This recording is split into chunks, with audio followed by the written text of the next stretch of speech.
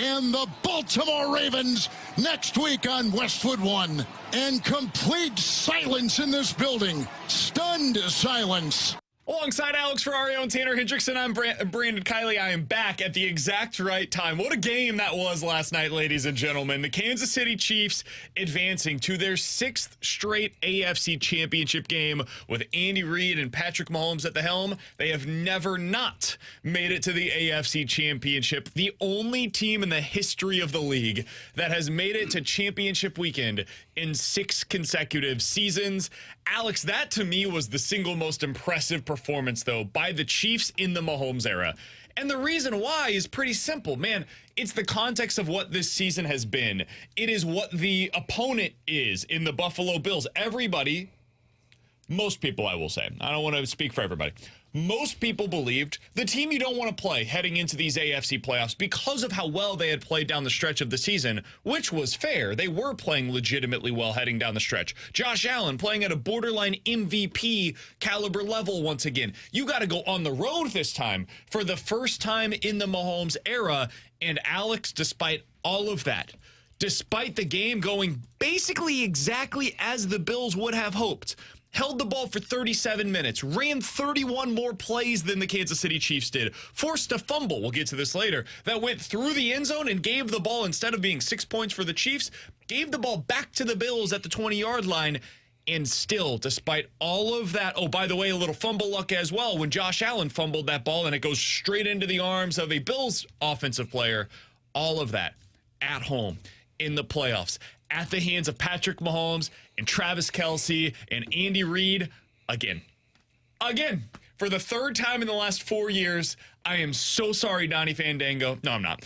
Your team had its heart ripped out from it against the Kansas City Chiefs. That was awesome last night, dude. I got legit fired up after that game last night. Yeah, fired up. He had to mute the text chain between me and T-Bone and BK because he couldn't handle the trash talk in the beginning stages of it. And he was like, I'll talk to you boys at 9. I just didn't need it. No coincidence that it worked. And he's like, oh, hey, guys, I'm back. Then guess who muted the group chat? This guy. I was told by 10, though, and it didn't happen for the Chiefs. Look, it was an impressive win. It was 9:40. They made quick work of it. Yeah, it wasn't 10, though, so looks like it was only a couple, which doesn't matter. It was an impressive win. I mean, as impressive as it was for Patrick Mahomes, I was just as impressed by what Steve Spagnuolo and that defense did against Buffalo, finding ways to force them to not be able to create any offense in that fourth quarter. I was impressed by Isaiah Pacheco because he turned it on late into that game. But you're right. I mean, Patrick Mahomes went through it this season to the point of his entire team can't catch the ball. Travis Kelce looks old. Kadarius Toney was a liability every time he stepped onto the field. And Patrick Mahomes went into that game and went toe-to-toe with the Buffalo Bills offense that went into that game as hot as you can ask them to be. So it's hard for me to sit here and act like the Chiefs didn't do a pretty impressive accomplishment. It's just deflating because, man, if you're Josh Allen, you got to be like, I need to get out of the AFC because it's like every time I go up against this guy, and credit to him, my guy was slinging it last night. It's just Stephon Diggs forgot how to catch a football, and next thing you know, you're not getting your first downs, and then, of course, you don't kick the field goal. But if I'm Josh Allen, I got to be like, man, it might be time for me to go elsewhere because Patrick Mahomes is my kryptonite, and it might just not be Patrick Mahomes. It's just Kansas City is my kryptonite. Yeah, I was really impressed, and I thought Josh Allen played well, except for at that very last drive, he kind of started to get impatient. And when you play the Kansas City Chiefs, and this is what makes that game so impressive, because early on, in the first, I don't know what it was, 2 drives, 3 drives, they were having their ball just run down their throat. And I was like, oh my gosh, did Buffalo find something here? And then Casey started to adjust, held them negative rushing yards in that fourth quarter. And then you look at the Kansas City Chiefs and you go, okay, Mahomes' numbers weren't gaudy, but he just played a perfect football game, taking what the defense was willing to give him. They averaged 8 yards per play. Yeah. Every time they ran a play, on average, they gained 8 yards on that I just don't play. understand how they stopped doing that. The Chiefs? No, I'm sorry, the Bills. The Bills did not average 8 yards per play. But the Bills had one of their worst offensive games of the season, but were bailed out by the turnover, by the Chiefs fumbling the ball through the end zone. Like they were bailed out in a couple of spots there offensively, and then they did well in the red zone. When they got chances to score, they capitalized on them, whereas the Chiefs were kicking field goals and then fumbling through the end zone. So it was still a very Chiefs-y performance where they move the ball, boom, shoot yourself in the foot. But the Bills were the opposite of that. Josh Allen averaged less than 5 yards per pass attempt in this game, guys. Less than 5 yards. He has done that twice this season. Both were against the Kansas City Chiefs. I think Steve Spagnuolo, to your point, T-Bone, has a little something on Josh Allen where he makes it really, really difficult on him. And I thought Josh Allen was awesome for 3 quarters in that game. I mean, awesome. Like, you can't ask a quarterback to play much better than what he did for the first 45 minutes of the game. But, man, the game is 4 quarters long. And we all said it all year long. At some point, you're waiting for him to make a mistake. And I thought Josh Allen was mostly good in the 4th quarter, but there were a couple of throws that he was just off enough by. And people are having different takeaways from one of these plays, but one of them was the Stephon Diggs play. Down the field, 55 yards down the field. I think they were at their own 25. It was at the opposing 20. He throws it deep. It's a rocket launcher. Great throw. Diggs got to catch it. Yep. And Diggs didn't catch it. Yep. That's the guy you're paying $25 million to make that play. And he didn't do it, and that's probably why Diggs is going to be gone along with the money this offseason. The second one, Khalil Shakir going across the middle. This is, I think, a second down play, like the 25-yard line, deep into the game. And Josh Allen just misses the throw. Now, he had Stephon Diggs coming across the middle for like a 6-yard crosser. Could have gotten a better third down conversion opportunity. I didn't mind the decision. I really didn't. It's aggressive, but you got to be aggressive to beat this Chiefs team. He's throwing it for the end zone and doesn't make the right throw. It ends up falling right in front of him. And Shakir had 4 yards of separation. He's open in the end zone. The play worked. The scheme worked. Everything did what they wanted it to. He missed the throw. And you can't do that against Mahomes when he's playing the way he did yesterday. One thing that I think we underestimated, Mahomes always ups his game in the playoffs. Man, he's been hurt the last couple of times that we've seen him in the postseason. The ankle has been an issue for him. So this year he's healthy. Travis Kelce looks healthy. That last week of the regular season when he sat out, he sure looks a little more spry now, doesn't he, ladies and gentlemen? Isaiah Pacheco looks pretty damn healthy. Chiefs are playing really well right now. And I know a lot of you are getting your jokes off on the text line right now about how the Chiefs are going to get stopped by Baltimore. Yeah, you're probably right. And you know what? Good. I don't care. Like, am I going to feel bad in the moment when I'm watching that game? Sure. He'll probably have to meet the group chat. The Chiefs just did what everybody thought they were incapable of doing in 2024, man. Nobody thought they were getting back to the AFC Championship game. I didn't think they were getting back until last week. But they found a way because Patrick Mahomes is inevitable. There's one thing in the NFL right now that is inevitable the way that, maybe more so, than Tom Brady and Bill Belichick were when they were in New England doing their thing.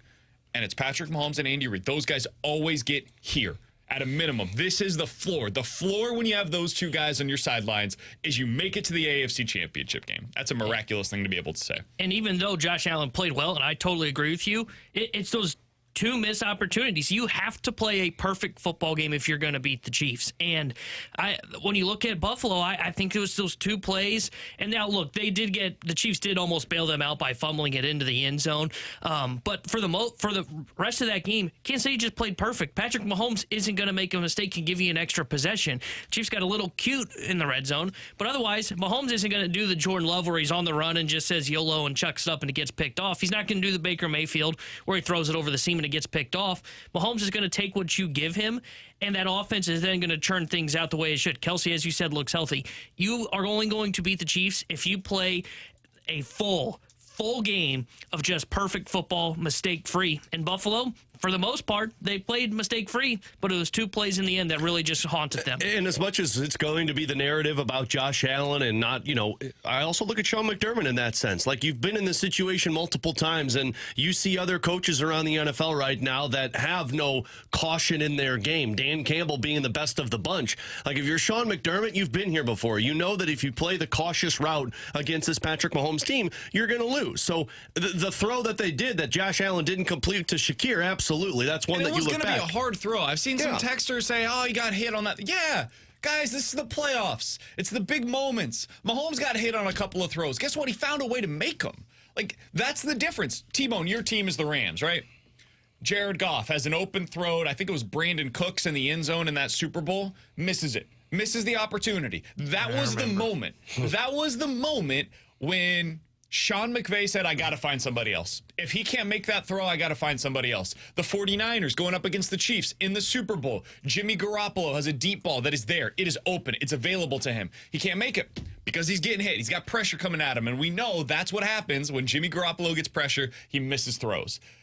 Finds a way to get a new quarterback in there, right? He tries to take quarterback in the top 5 with Trey Lance. That doesn't work. Now they've got Brock Purdy. We'll talk about him later. Josh Allen is better than all of the guys that I just mentioned. He's got everything you want. He is Cam Newton in the postseason. Dude, that guy is freaking terrifying when he's coming downhill at your defense. Absolutely terrifying. He's just not consistent. He's just not consistent enough to get through 3 straight postseason games against these upper echelon defenses that you got to be able to beat. You got to beat Mike McDonald, the defensive coordinator in Baltimore right now. You got to beat Steve Spagnuolo, the DC in Kansas City. You got to beat the best of the best consecutive weeks, and you can't have those down moments the way that we saw yesterday at the end of the game. If you misfire a few different times, if you got a couple of teammates that let you down, it is really freaking hard to make it through. And that's been the story so far for Josh Allen. Alex, I think this was their best chance to make it to the Super Bowl. Their single best shot, because he's on the cap for $25 million this year. He's on the cap for damn near 50 next season. And there's not a lot that they can do to get any wiggle room in there. Now, he's worth that. You want Josh Allen on your team, and you're more than happy to pay him $50 million. But what that means is Mitch Morse probably isn't coming back. Their center. Deion Dawkins might not be back. Their tackle. Probably Stephon Diggs going to have to go elsewhere. Their number 1 wide receiver, even though it was a weird season for him. They've got a couple of safeties that they got to get figured out on the defensive side of the ball. Their linebackers aren't very good. They've got a lot of questions going into this offseason, a lot of money decisions to make. Now is when it gets hard. Now you get to where the Chiefs have been the last couple of years, where Tyreek Hill has to be shipped off. You got to get rid of a couple of those older, high-paid veteran players on offense and defense. Now it gets really hard to build around Josh Allen because of the money that you're paying him. They had to capitalize this time around. Yeah, and I think that's why if you're Buffalo, now you have to look at this and say, well, there are going to be some significant changes this offseason. I don't know. I think it starts with Stephon Diggs. But I don't know what else it looks like from there. I don't think you move on from Sean McDermott. Do I think maybe you should consider it? Possibly, but you're not going to look the same. And for Buffalo, that's got to be a deflating feeling. It's probably why last night stung so much for the amount of fans we saw on the television crying, because I think they saw the reality. They saw the writing on the wall that this team is not going to be as good as they have been these last couple of years, at least on paper. And that's going to be a tough thing for Buffalo to try and sell. So I agree it was their best chance with this current era of Bills football. I'm not going to just completely write them off because I love some of the pieces they still have. Shakir, very good wide receiver. I mean, you saw him yesterday, 7 receptions, 44 yards, and Kincaid at tight end. So they still have weapons around Josh Allen that are cheaper on the cheap end.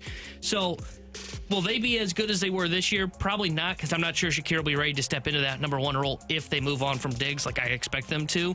But I still think they're a team that's going to be hanging around, but it's going to get even tougher now to get past Patrick Mahomes and the Chiefs. This was the year that they probably should have done it because they had the home field advantage. You had Stephon Diggs. You had all these weapons around defensively, and now they're probably going to start dissipating because of the cap hit from Josh Allen. Yeah, I just, that kick at the end, I looked at Kara beforehand, and I said, I don't know that he's making this. There's so much pressure in that moment, dude. You can feel it. Like, you can feel the amount of pressure of 30 years of Bills history just culminate. I think he makes that if he's in Kansas City. I do. I think being in Buffalo, having that feeling of that stadium, their history with kickers, like, dude, it felt in the moment like this could go sideways, and it did. I said at the moment he stepped on the field, I said, this is not going to go through those uprights, and they are going to be screwed from it. It was a 44-yard field goal. Like, that's not the hardest thing in the world, but, dude, in that moment, it feels like it's 70. Wind. Yeah, that wind wasn't doing it well. When he took the field, I was like, okay, maybe he's got a shot. And then when I heard Jim Nantz go, yeah, he went 1 for 3 last week, and I went, oh, this is a miss. Damn it, This Jim. is relying too much on the kicker. This is a miss for sure. I mean, it's tough, man. And so if you're a Bills fan today and you're thinking to yourself, it just might not happen for my team, you've got the quarterback in place. That's the hardest thing to figure out. Now you got to build around him, and now is when it gets tougher to do that because of the money situation. I think this was their best chance to be able to get through Kansas City. Unfortunately, Mahomes just put together one of his most flawless games that I've seen him play in a Chiefs uniform. He missed 2 throws. They were both on the exact same possession. They were both in the end zone, one to the left corner, one to the right corner of the end zone. They ended up kicking the field goal on that drive. After that, basically perfect the entire rest of the way. The list of NFL quarterbacks on the road, divisional round or championship weekend, to average at least 9 yards per attempt, throw 2 touchdowns, no interceptions, no sacks. By the way, was not sacked a single time in that game last night. It's one player. It was Patrick Mahomes. It happened last night. He's the only player in the history of the league to do what he did last night on the road in a divisional round or a championship game. So that was not anything that, as a Bills fan, you should feel bad about. You got Mahomes. You're not the first team, won't be the last team. He is the best player in the world, and all season long, people try to make arguments otherwise. He's showing us once again in the biggest possible stage, he is still that dude. And also gets the officials that help him out every once in a while. He's Alex, that's T-Bone, I'm BK. Coming up in about 15 minutes or so, we'll talk about the officiating. We'll talk about the rule that we all agree needs to be changed, and I feel better about it that you guys are on my side. We'll get into that coming up in about 15 minutes or so. But coming up next, there's a big story for the Cardinals that came out while I was down in Orlando. Matt Carpenter's back, baby. How we feeling about it? We'll talk about it next here on 101 ESPN.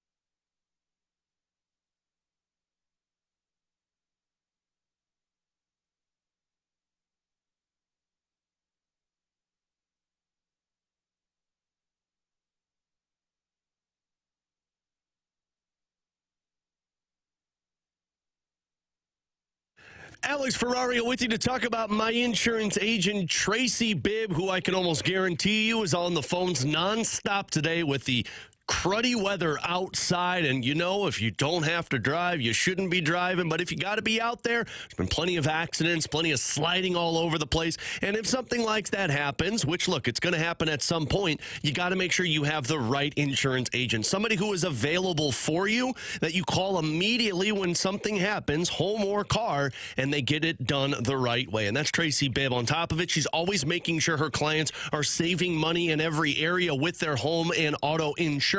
So get with the best when it comes to your insurance coverage. Get with Tracy and her team at Allstate. You can give her a call today. Tell her I sent you and ask for a free non-committal quote. She'll walk you through everything and get you started with her and her team. 314-328-4260. That's 314-328-4260. It's no fib. You're always in great hands with the Bibb.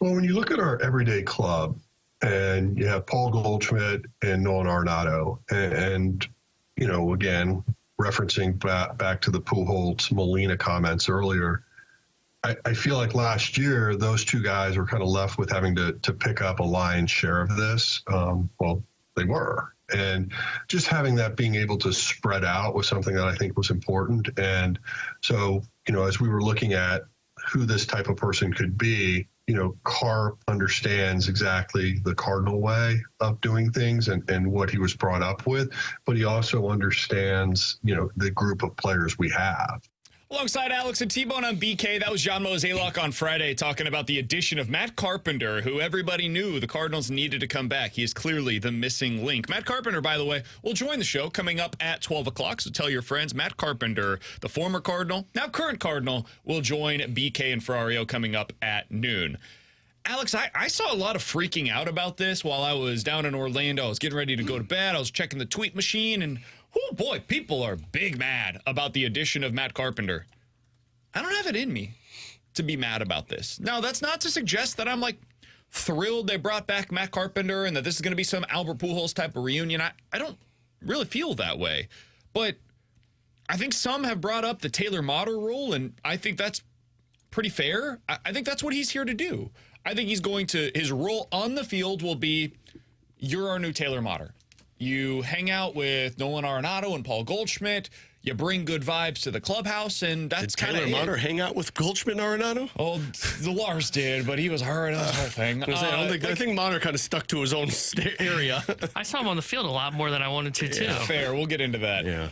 The Flow Bros. Remember the Tres Barrera situation where we talked to Katie and we were like, why are they carrying 3 catchers? Now that makes a lot more sense. And Katie was like, because guys like him.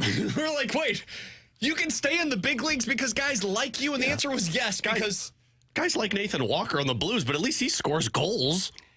Well, when you're the 26th man on a roster, first of all, you got to accept your role. That's a big part of this. And I think Matt Carpenter, as a 38-year-old dude, understands what his role is going to be. We'll talk to him about it. We'll find out what he wants his role to be, what he sees his role as being. But I think when he answers that question, Alex, my guess is he'll say this.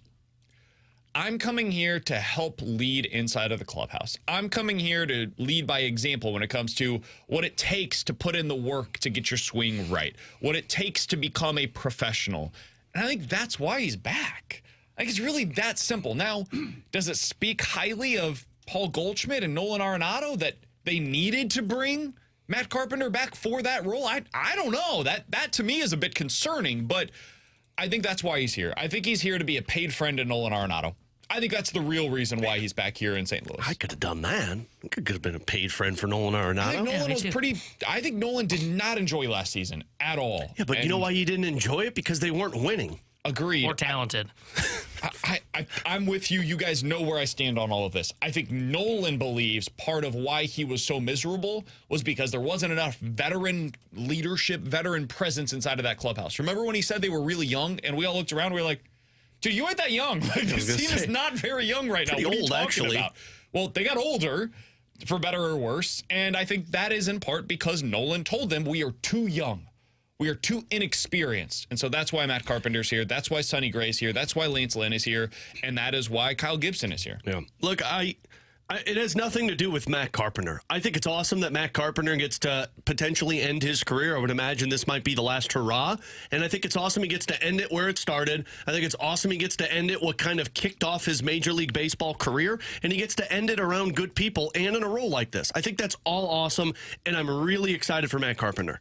I think it says more about the team, and I think that's where my frustration comes from, because not only does it say a lot about Arenado and Goldschmidt, but I said this on Friday, I think this also, to me, shows that John Mozeliak is very scared of the roster that they put into place, and they have to have a lot of guys who have winning mindset around them because they're not sure they can win with just these guys. And maybe that's true, maybe that's not true, and maybe Matt Carpenter is just the good vibes and you want somebody to be here to lead some of these younger players. But the bigger issue with this is more about what the roster can do throughout this season than worrying about Matt Carpenter being a part of it. Because I think Matt Carpenter still has a great eye for the baseball. I think he can still draw walks. I think Matt Carpenter could be a late bat addition that could at least do damage at times throughout the season. I think the bigger issue here is we have to go out and find a Matt Carpenter and bring in a Yadier Molina and bring a Daniel Descalso and bring back a Lance Lynn, because we don't want to spend the money for the top players, but we're not sure the roster we have in place can get the job done. Yeah, my biggest thing with it is, and I've said this from the Blues perspective, and I'll say it here on the Cardinals perspective, the reason they were bad last year wasn't a leadership issue. It was a talent issue. They didn't have a good enough rotation. And I thought they brought in enough leadership. And the fact that they want to continue to go, well, we got to bring guys who work the old Cardinal way. I heard Stoltz say this on Friday. Can he not change the Cardinal way? Can there not be a new leadership core that comes up? Like we talked about it after winter warm-up. It sounds like Brendan Donovan's going to be a leader of this squad. The issue I have with the signing is, first off, Carpenter serving as this 26-man role. If he is in the minor role, guys, the Cardinals are once again back to playing with one arm tied behind their back, because last year they played with a 25-man roster when they had Taylor Motter, when they had Tres Barrera for the good vibes. It's the same thing again. And like, maybe Carp surprised me and he's above league average, and they can find a legitimate role to where he comes off the bench and can do something for this squad. But it's hard for me to look at the numbers in 3 of the last 4 years being below league average and say, okay, did we really have to bring up this guy to take a spot on the 26-man roster and the 40-man roster for leadership when that should be taken up by all the other signings? If they needed somebody to teach the younger guys how to go about getting the swing right through a season, hire an advisor that can do that. I don't know.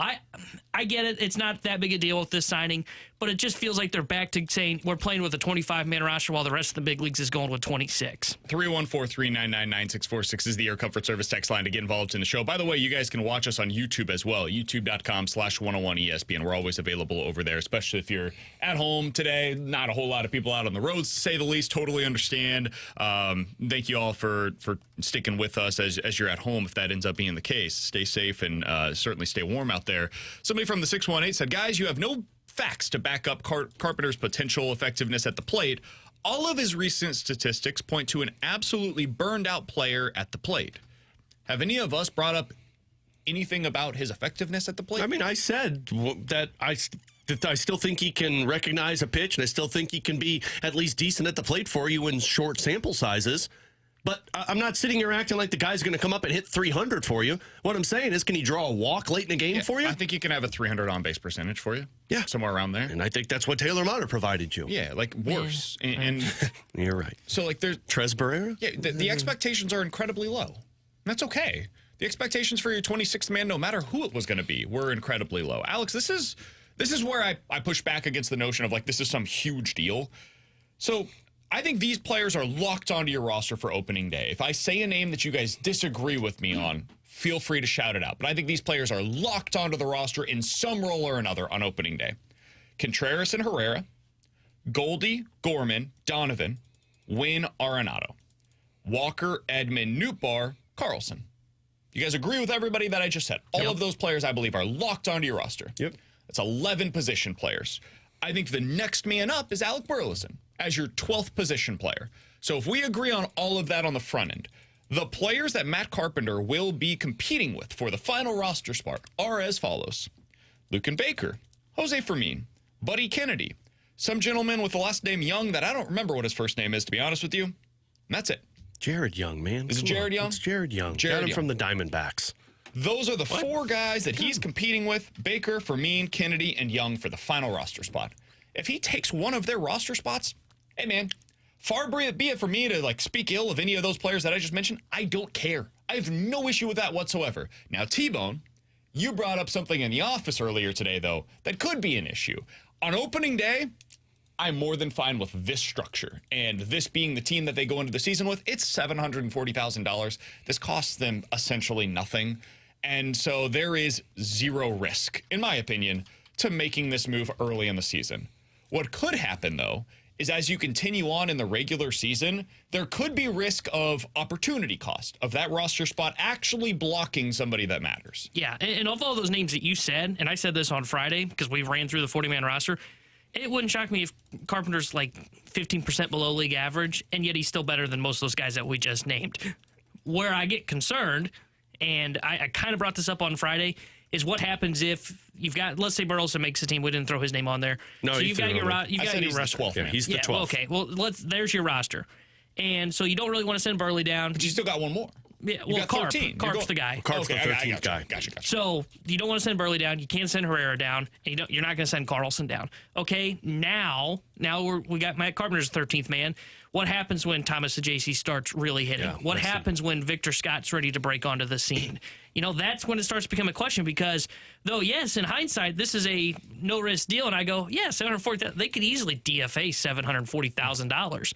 The problem is it's a different element when it's a Cardinals legend, a guy that's going into the Cardinals Hall of Fame. Now, maybe they're more willing to do it this time because it is the league minimum compared to last time when he was on, like, whatever it was, $15 million salary. That I get.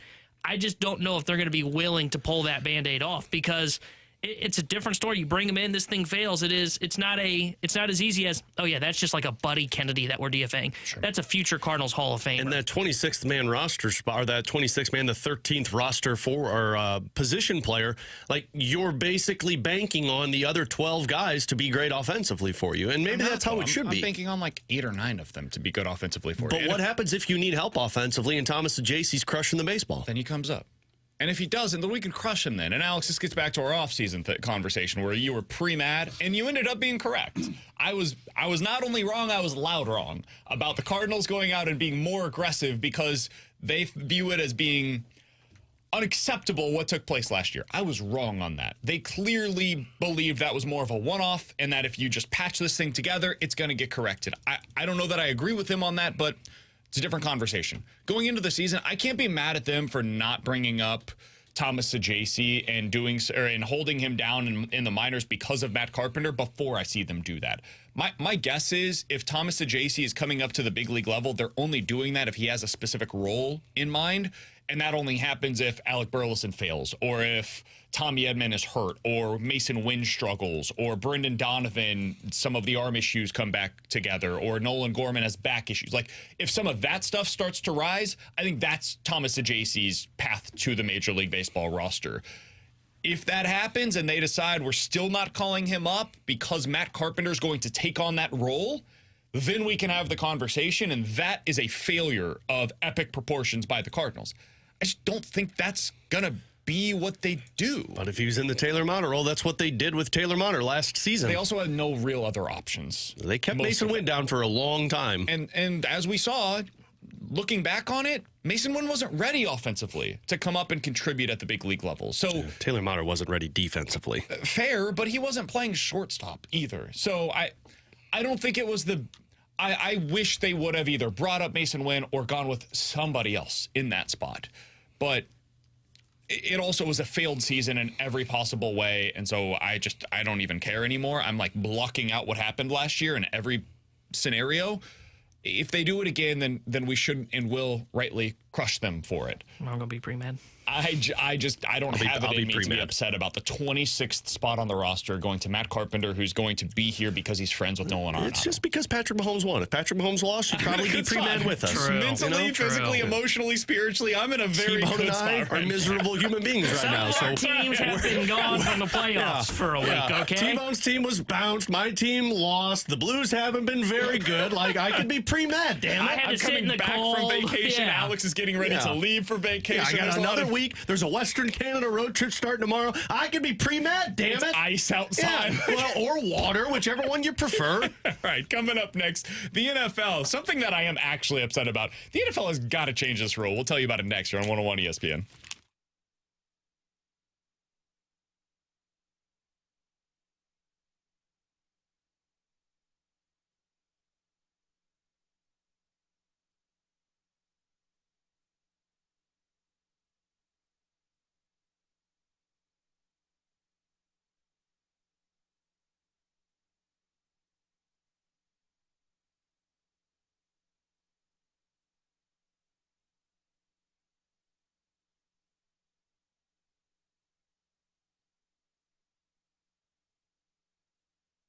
Alex Ferrario with you to talk about my dentist. 100 West Dental. Dr. Pryor and his team have taken away the anxiety that I used to have going to the dentist because that patient experience is the most important thing. When you walk through the door, they make you feel comfortable. Your experience, your comfort is at the front of their mind. They've got the most modern technology. You sit in the chair, you can relax. They take care of their business. But here's the part that's really important. It's about preventative procedure. It's not the old dentist that you just open up your mouth, no cavities, good to go. No, they're checking out everything. They're checking your gums. They're checking your tongue. They're checking your teeth, the strength of your teeth, so that they know for the long run that your mouth is in good shape. They're taking care of you. And man, that is so important to me, because I had that old dentist that didn't do the job, missed a tumor, and I lost 7 teeth. So get with the right dentist. Get with one that cares about you, and that's Dr. Pryor and his team at 100 West Dental. You can even do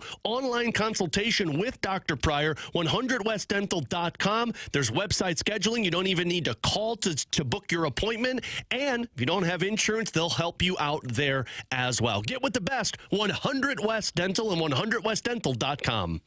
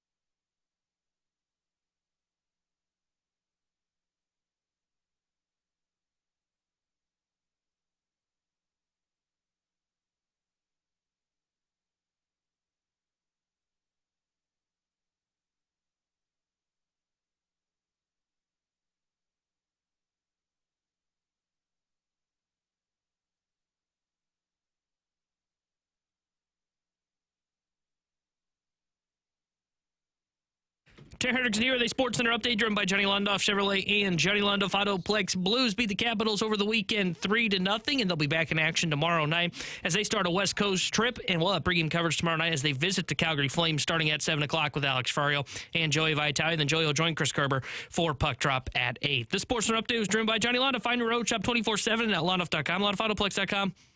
Are you kidding me?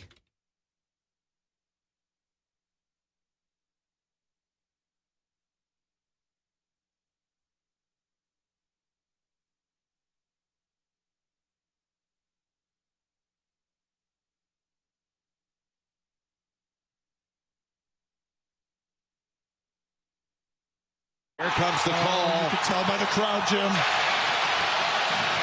The ball came loose in the player's possession before his hip hit the ground. The ball then rolled through the end zone. It is a touchback. It's Buffalo's ball. First down. Boy, a trick play near the goal line will haunt the Chiefs. Hardman fumbles. Mecole Hardman, the big trade deadline acquisition for the Chiefs. Alongside Alex and T-Bone on BK, that audio courtesy of CBS. Alex, I thought last night that was going to be the rule that was changed because of yet another Chiefs versus Bills moment. If you remember a couple of years ago.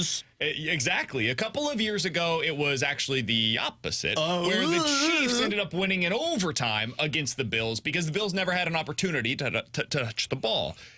Well, that rule has since been changed. Now, Josh Allen gets an opportunity in the overtime session to be able to match whatever the greatness is that Patrick Mahomes puts out there. Because Tyler Bass doesn't know how to kick. So that rule has been changed. I think this will be the next one to change. And thankfully, for my own sake, it didn't end up costing the Kansas City Chiefs. Alex, this is not sour grapes. I've been on this radio station talking about this specific rule for a half decade. I think it is the worst rule in all of pro sports. And I know there are some that say, well, BK, every rule benefits the offense. Can we please have one that benefits the defense? And my answer to that is a resounding no, you cannot. Not in this regard. I think it's silly that we treat the end zone differently than we treat any other area of the field. And even if I concede that to a degree, Alex, there's a way to benefit the defense that doesn't require you handing over possession when they do not get possession of the football. If the defense gets possession of the football in the end zone, it's touchback. Nobody disagrees with that. If the defense never gets possession of the ball and it simply goes, and for those that don't remember the play, Mecole Hardman is going around the end of the line, right? He's got a jet sweep, and he reaches the ball towards the end zone. It is hit out of his hands and goes out of the end zone. And when that happens, it is a touchback that goes to the opposing team. The defense gets the football. That's ridiculous. It should not happen that way. I am fine with penalizing the offense in that scenario. But the way to do so is by putting them back at the 20-yard line. If you want to give the offense a penalty for reaching over towards the goal line and being undisciplined with the football, fine. Take them back 20 yards from the 1-yard line where they would have otherwise been when they fumbled that football, because everywhere else you treat this as wherever they fumbled the ball and it goes out of bounds, it goes back to where they fumbled it from. In this spot, if you want to go similar but a little different, take them back to the 20. But we cannot just hand over possession of the football to the defense willy-nilly because a guy fumbled through the end zone. That is an absolutely asinine and archaic rule that needs to be changed in the NFL. Yeah, I mean, I don't really care that it was just that game. Like, just in general, I think it's a rule that 100%. Stops the momentum of a football game. It just, like, sure, it was exciting last night. Don't get me wrong. Like, I was pumped for it. But I do think it's just a little ridiculous that all of a sudden one simple play like that takes the ball out of the team's hand and goes back the other direction. I like your idea. Put it back on the 20-yard line. Discipline or penalize the team for doing something dumb like that. They should be. But to just take the ball out of their hands, where if a yard shorter and it just bounces out of bounds, then it's just their ball still. And it's just, it's dead play. I just think it stunts the momentum of a football game, and you're taking some of the reasoning away. Let's say that game does go the direction that the Chiefs lose. Everything is going to be complaining about that dumb rule. Just take that out of the equation so you don't have to let it be the deciding factor in such a monumental game. Yeah. I'm with you guys. I think the rule needs to be changed, put it back at the 20, penalize the offense still for fumbling the football into the end zone. But, yeah, I mean, you're right. You shouldn't award the defense for not getting possession of the football and it rolls out of the end zone. I think that's stupid. And it still could have changed momentum of that game last night because they were up, 3 at the time when that fumble occurs, and maybe they end up still settling for a field goal. And who knows how it ends up playing out. I mean, Josh Allen still has to then sling it for a touchdown, but it shouldn't just flip momentum completely and give them the football when they didn't get it. That for the NFL, and it's all its conversations about you have to possess the football for, catches, fumbles, all that stuff. For it to be this way where a fumble goes into the end zone, I agree with you guys. I think it's a stupid rule. It needs to be changed. 314-399-9646 is the Air Comfort Service text line from the 314. If you fumble it out of any end zone, you lose possession. If you fumble it out of your own end zone, it's a safety and you lose possession. No need to change this rule. It's fine as is. Yeah, because every time that you go into your end zone and you're tackled, ball goes through it, whatever, it's safety. It's all treated the exact same way, right? If you do not have forward progress outside of the end zone and you're with the ball's out there, like whatever it is, it's going to be a safety. It's all treated the same way. That is what is different about fumbling out of the opposing team's end zone. There is no other scenario in which it's treated this way. Any other scenario, and either the offense gets possession, it's touchdown. Defense gets possession, it's touchback. Like, there is no other scenario in which nobody gets possession of the football. Like, you can't grab the football in the end zone and then push it forward and you lose possession of it and then it becomes like a touchback for the offense. No, that it's touchdown, period. Point blank, end of story. So somebody else made something that's interesting about this. They made an interesting point. What if the play started on the other team's 20? Should the ball go back to your own 20? So, like, if you had an 80-yard touchdown that you fumble the ball out of the end zone, what do you do in this scenario? Again, take it back to the 20. Yeah. It's still a penalty. You should have had a 80-yard touchdown or 80-yard to the goal line, right? Anywhere else that you fumble on the field, it would just go back to wherever you fumbled it. So you fumble it from the 1-yard line, it would go back to the 1.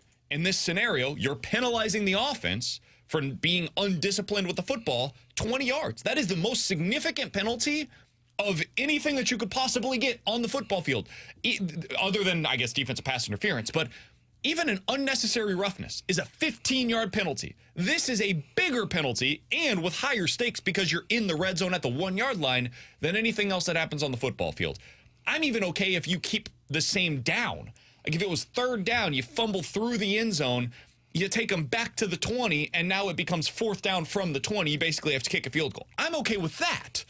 But what it currently is, it is far too harsh. And for what it's worth, Jeremy Fowler of ESPN.com tweeted out last night that there is legitimate momentum in the NFL in correcting this. The penalty is considered by many within the league, quote, to be too harsh, end quote. It's not just me crying as a Chiefs fan. I promise you, if this is the same exact situation that arose in the 49ers game, the Ravens game, whatever, I would feel the exact same way about it. I felt this way when it happened against the Chiefs to the opposing team, and the Chiefs benefited from it. I don't like the rule. I think it is faulty. So this is not, you could say that all you want. I promise you that is not the case. There's no way that I can convince you, but it's a rule that can, should, and I believe will be changed this offseason. 636 makes the best point out of everybody. How about just don't fumble the football ever? We should probably thought of that. Just tell everybody in the How about we run the don't. ball with Pacheco instead of McCole Hardman? Agreed. Maybe McCole Hardman should be in the play call Kadarius. was infuriating. Maybe McCole Absolutely Hardman should be infuriating. like Kadarius Toney. Just don't see the field for the rest of the game. Coming up next, questions and answers here on 101 ESPN.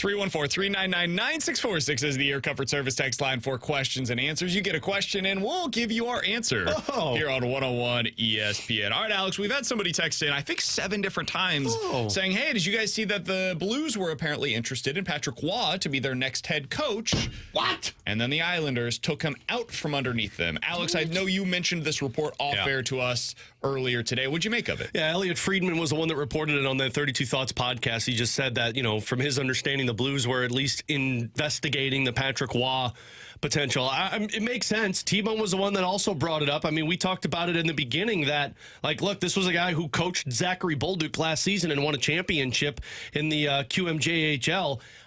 I personally would have been interested in this. The hard part with this, and probably why it didn't happen, is if I understand it correctly, when Patrick Waugh was in Colorado, and the reason he was let go, also because they struggled, was he wanted a say in terms of the roster decisions, and Colorado and Joe Sakic weren't doing that. So the New York Islanders, I think, are a desperate team, and they need somebody who can help them now. And I just don't see a head coach coming in and having a say in the roster decisions with Doug Armstrong. So that's probably why it went to the wayside. But I think Patrick Waugh is going to be really good for the Islanders because he's got a young person's mindset because he's been coaching in junior hockey for like 15 years. So I think he's going to be successful.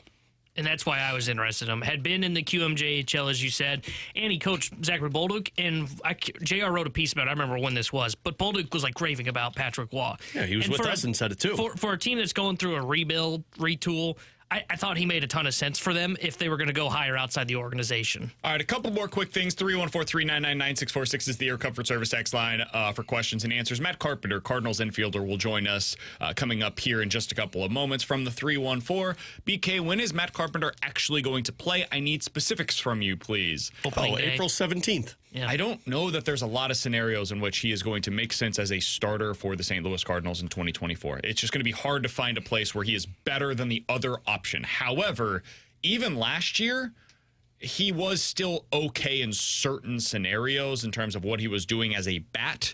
So I still think he's a guy that is probably going to be the second or third bench bat for you coming off of the bench. A couple of years ago, he was excellent against right-handed pitching. If you can capture some of that into a bottle after Alec Burleson is depleted from your bench, if you've got like Tommy Edman or Dylan Carlson out there in the outfield, the other one will be on the bench, so you can bring in Matt Carpenter as a pinch hitter, then bring in the other guy to play defense for them, and boom, you go about it that way. So that's probably the scenario where it makes sense. Or if Mason Wynn is coming up to the plate, you could make it work where you use Matt Carpenter as the bench bat, you move Edman to shortstop, you put in Carlson in center fields afterwards, you make it work that way. I think that is the specific role in which he will be utilized. It's too much moving around. We need designated roles, BK. Fair enough. Coming up in 15 minutes, we'll get into NFL quick hitters. But next, Matt Carpenter, the aforementioned Cardinals infielder / DH, will join us next to discuss why he wanted to come back to St. Louis and what specifically the role is that he believes he can fill with this team. Matt Carpenter next year on 101 ESPN.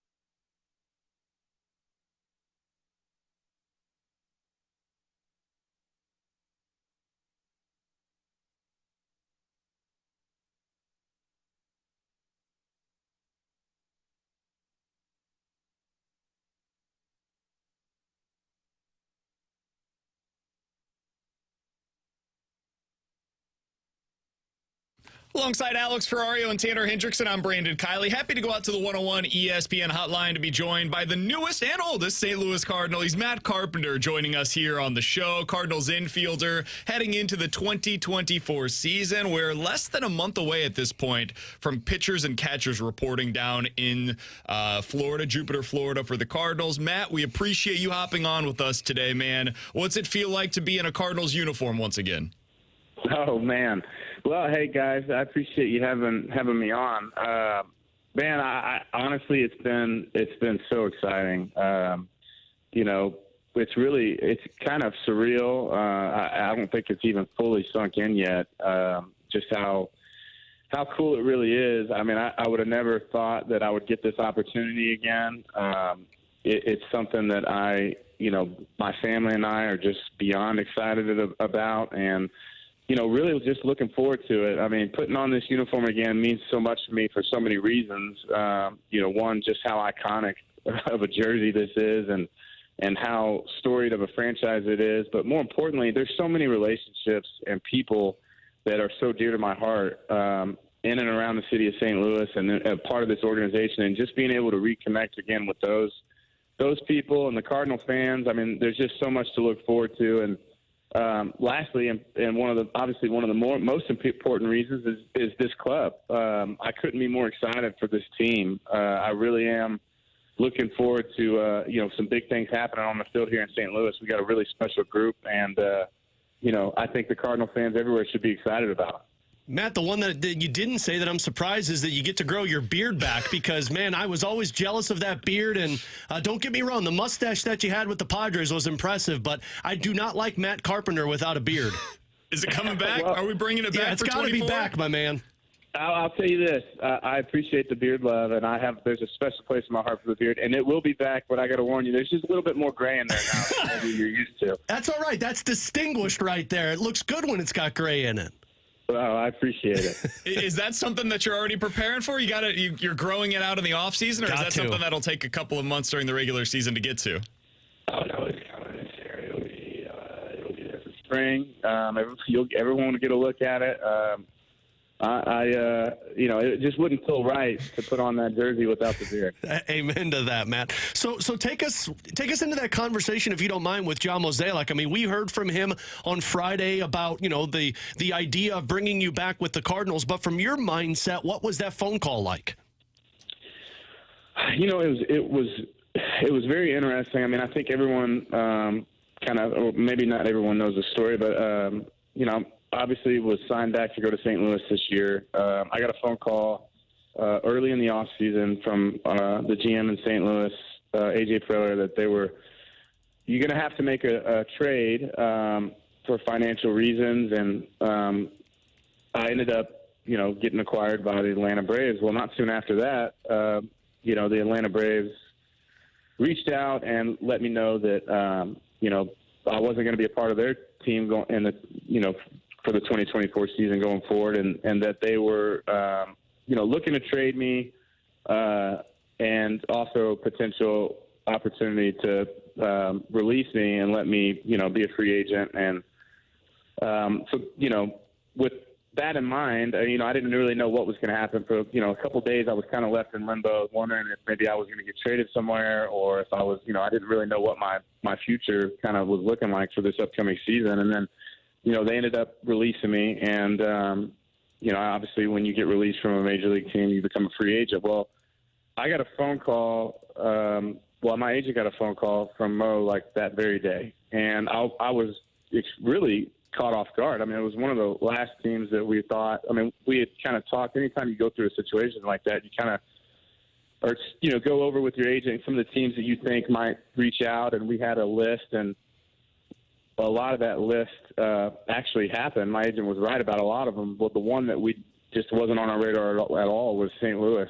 And they were one of the first teams to call. And obviously I was super excited about that potential opportunity. And, I want to make very clear, and I think people know, my heart is in the city of St. Louis. My heart is with this organization. I love this place. I was raised in this uniform, and I couldn't be more thrilled, to be back. And so when that opportunity presented itself, I jumped all over it. And, here we are, and I'm looking forward to, what's in store for this group and this year. And I'm really excited, very optimistic of what this team's going to be able to do going into this season. Matt, I am curious, when you talk to Mo and you're going through what your role's going to look like for this team in 2024, what was that conversation like? Well, it was very honest. Mo, was like, look, I mean, we see you as a left-handed bat off the bench who can give us a good at-bat. We see you as a guy who can, give Goldie a day off at first base when he needs it. I mean, which we all know that guy is a machine over there and doesn't need many of those.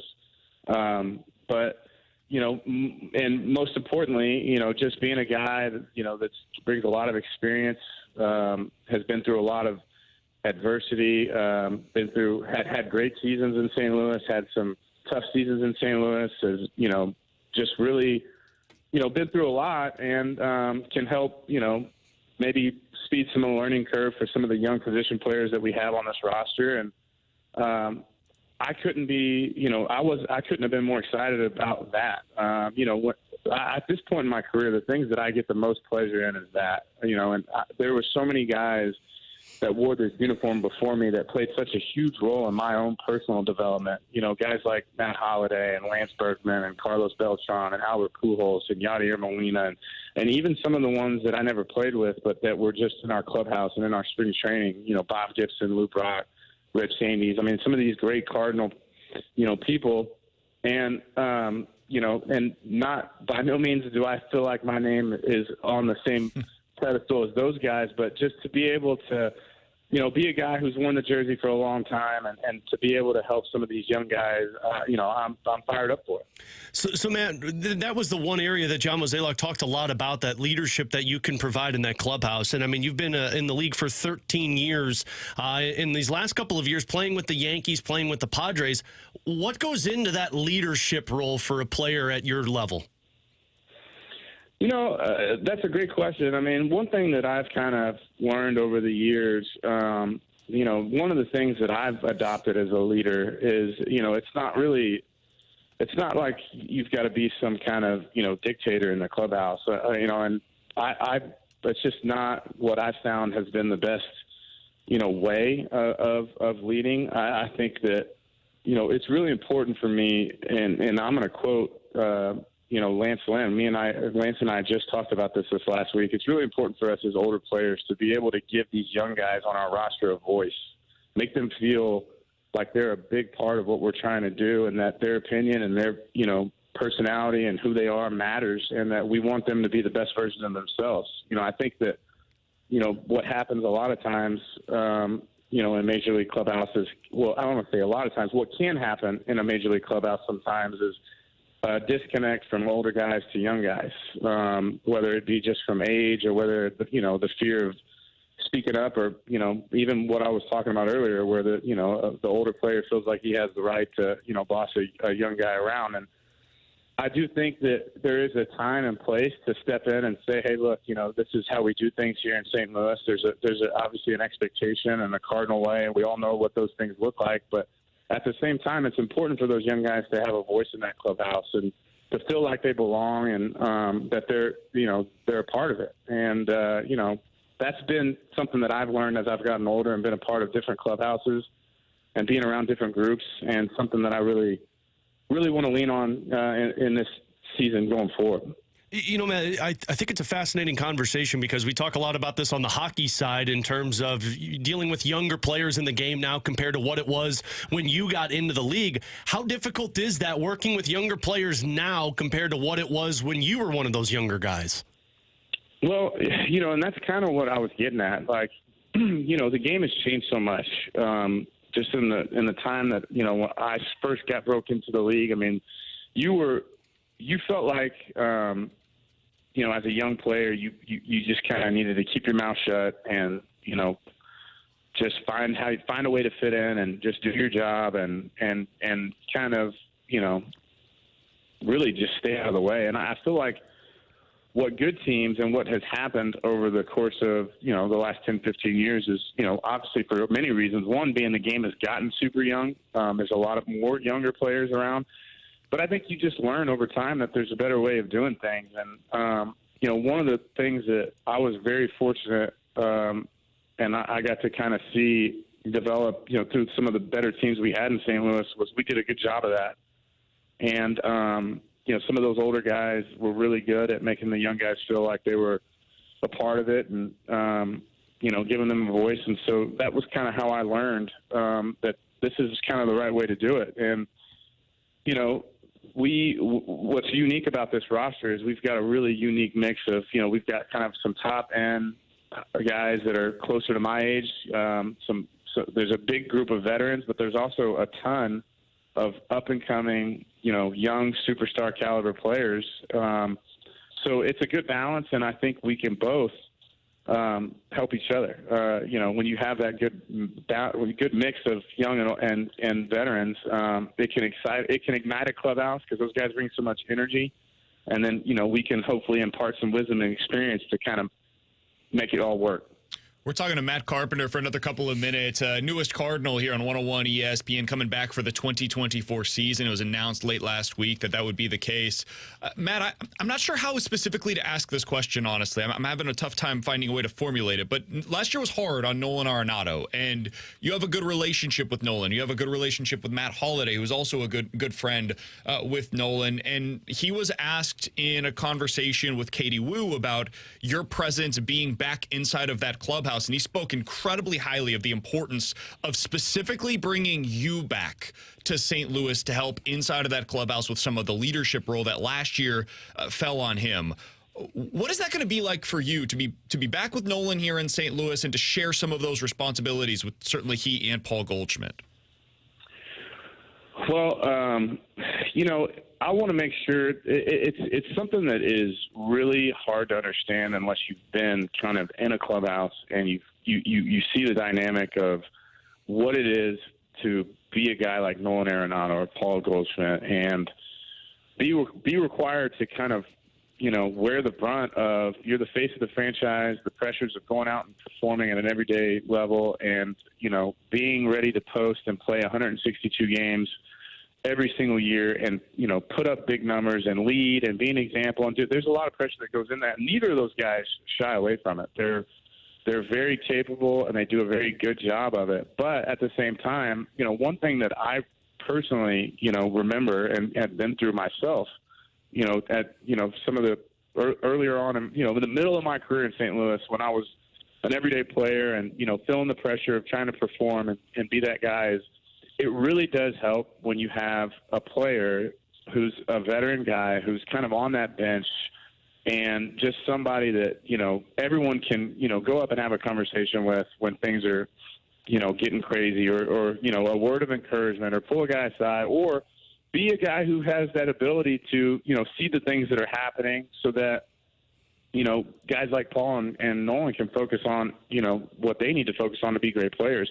It's hard to have a pulse on the clubhouse and be aware of maybe where things are getting a little sideways or we're, losing an edge in a certain area and go out there and perform and play at a high level. It takes a special person to be able to do it. I haven't played with many that can do it. It's really, really hard. So having some eyes on the bench, having a guy in the clubhouse whose maybe plate and responsibility of playing isn't as much of a burden as a guy who's in there every single day, it just helps carry the load. And, I think it's important, for them to have those kind of guys. And I don't want, I say all that to preface too that, I think it's very important for, Cardinal fans to know that neither of those guys shy away from it. They own it and they do it. But I'm just saying it helps to have another guy to help lighten that load.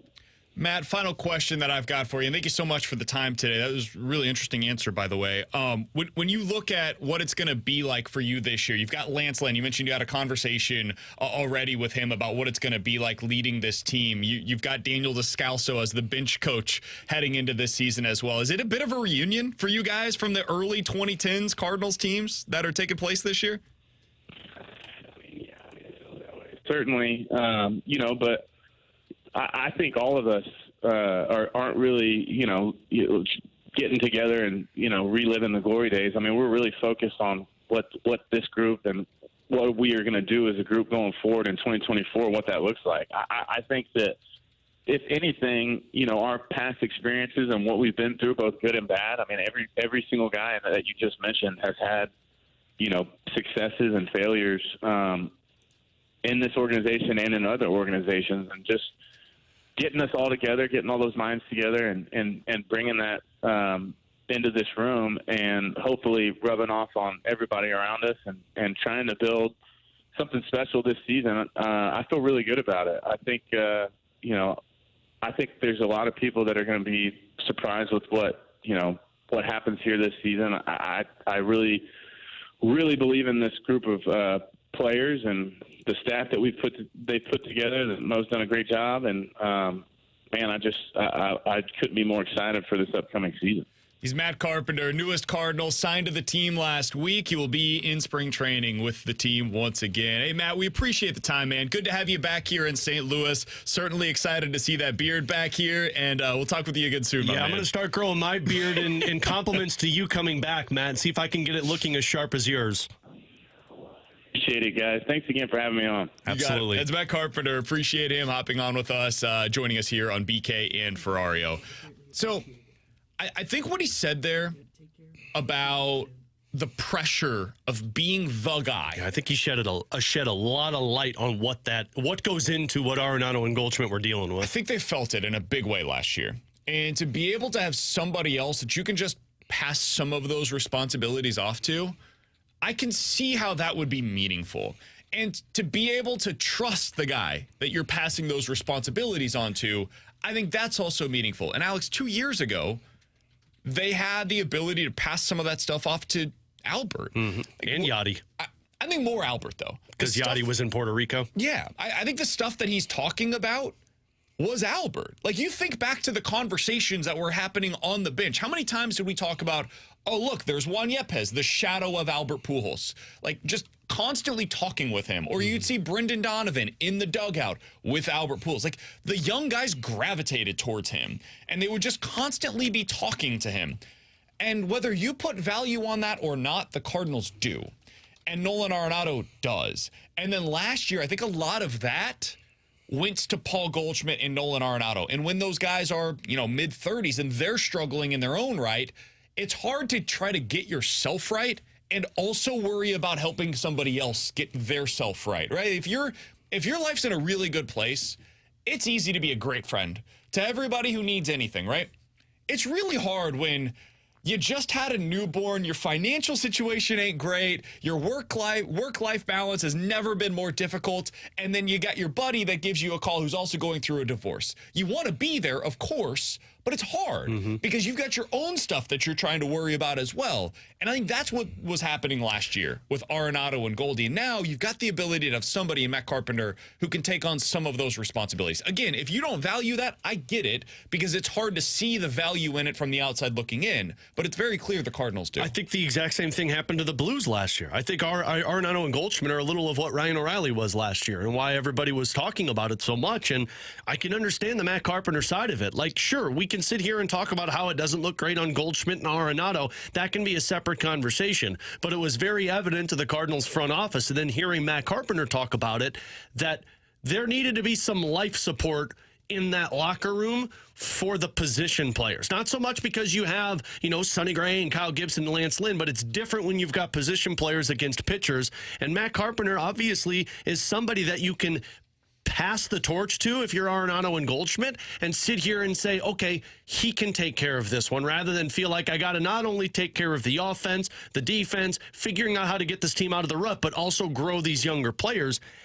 People think that it's not critical for teams, but watching it over the years for both the Cardinals and the Blues, man, it is a very important aspect of that locker room. And somebody on the text line said, guys, they had Adam Wainwright last year. This is such stupid gaslighting. Pitching is different than position players. I hope you guys are – I hope we can make this clear. You need leaders inside of the bullpen because those guys are like kind of a clique. They are together a lot. And you need leaders within the rotation because those guys are together a lot. And then you need leaders inside of the position player group. And honestly, you kind of need leaders inside of your batting practice groups, because they go out there like 4 guys at a time. So you essentially have 3 groups that are going to be going out there for BP at any given time, and they're working together, right? And so you kind of want to have one guy that is like watching along with you in every single group. So if this year you've got Nolan Arenado in one group, Paul Goldschmidt in another group, Matt Carpenter in a third group, and maybe it's like Wilson Contreras or Brendan Donovan in the last group, you've got somebody that's there as a quote-unquote leader in every single one of those groups. Again, I don't want to overstate the value of this. The most important thing is that the Cardinals are talented. They need talent first and foremost. And I think on the position player side, they're good there. They've got the talent. I question that a little bit on the rotation, but they're good on the position player side when it comes to talent. If you now want to add in as the 13th guy who's going to make the team over Baker, Fermin, Kennedy, and Young, Matt Carpenter, who's going to bring a little leadership, I have no problem with that at all. I understand people that are skeptical that say, T-Bone, as you did earlier, hey, could this be something that is a hindrance when you get to June or July? Thomas Sajaci's hitting the crap out of the baseball, and you need him up at the big league club to fill a role. Maybe. And when we get to that place, we can have that conversation. But as of today, going into the regular season, when the month of April, guys, look at the schedule, you're going to need some leadership inside of that clubhouse, because there could be some rocky times. If you need a guy like Matt Carpenter to take on some of those responsibilities to bring better vibes to the room, I'm fine with that. I have no problem with it whatsoever. All right, coming up in about 15 minutes or so, Alex, the Blues appear to be overly reliant to me on their top line right now. I don't think this is something that you can really fix in season, and I think it's something that might take a couple of years to fix. But we'll get into it coming up in about 15 minutes or so. NFL Quick Hitters coming up next.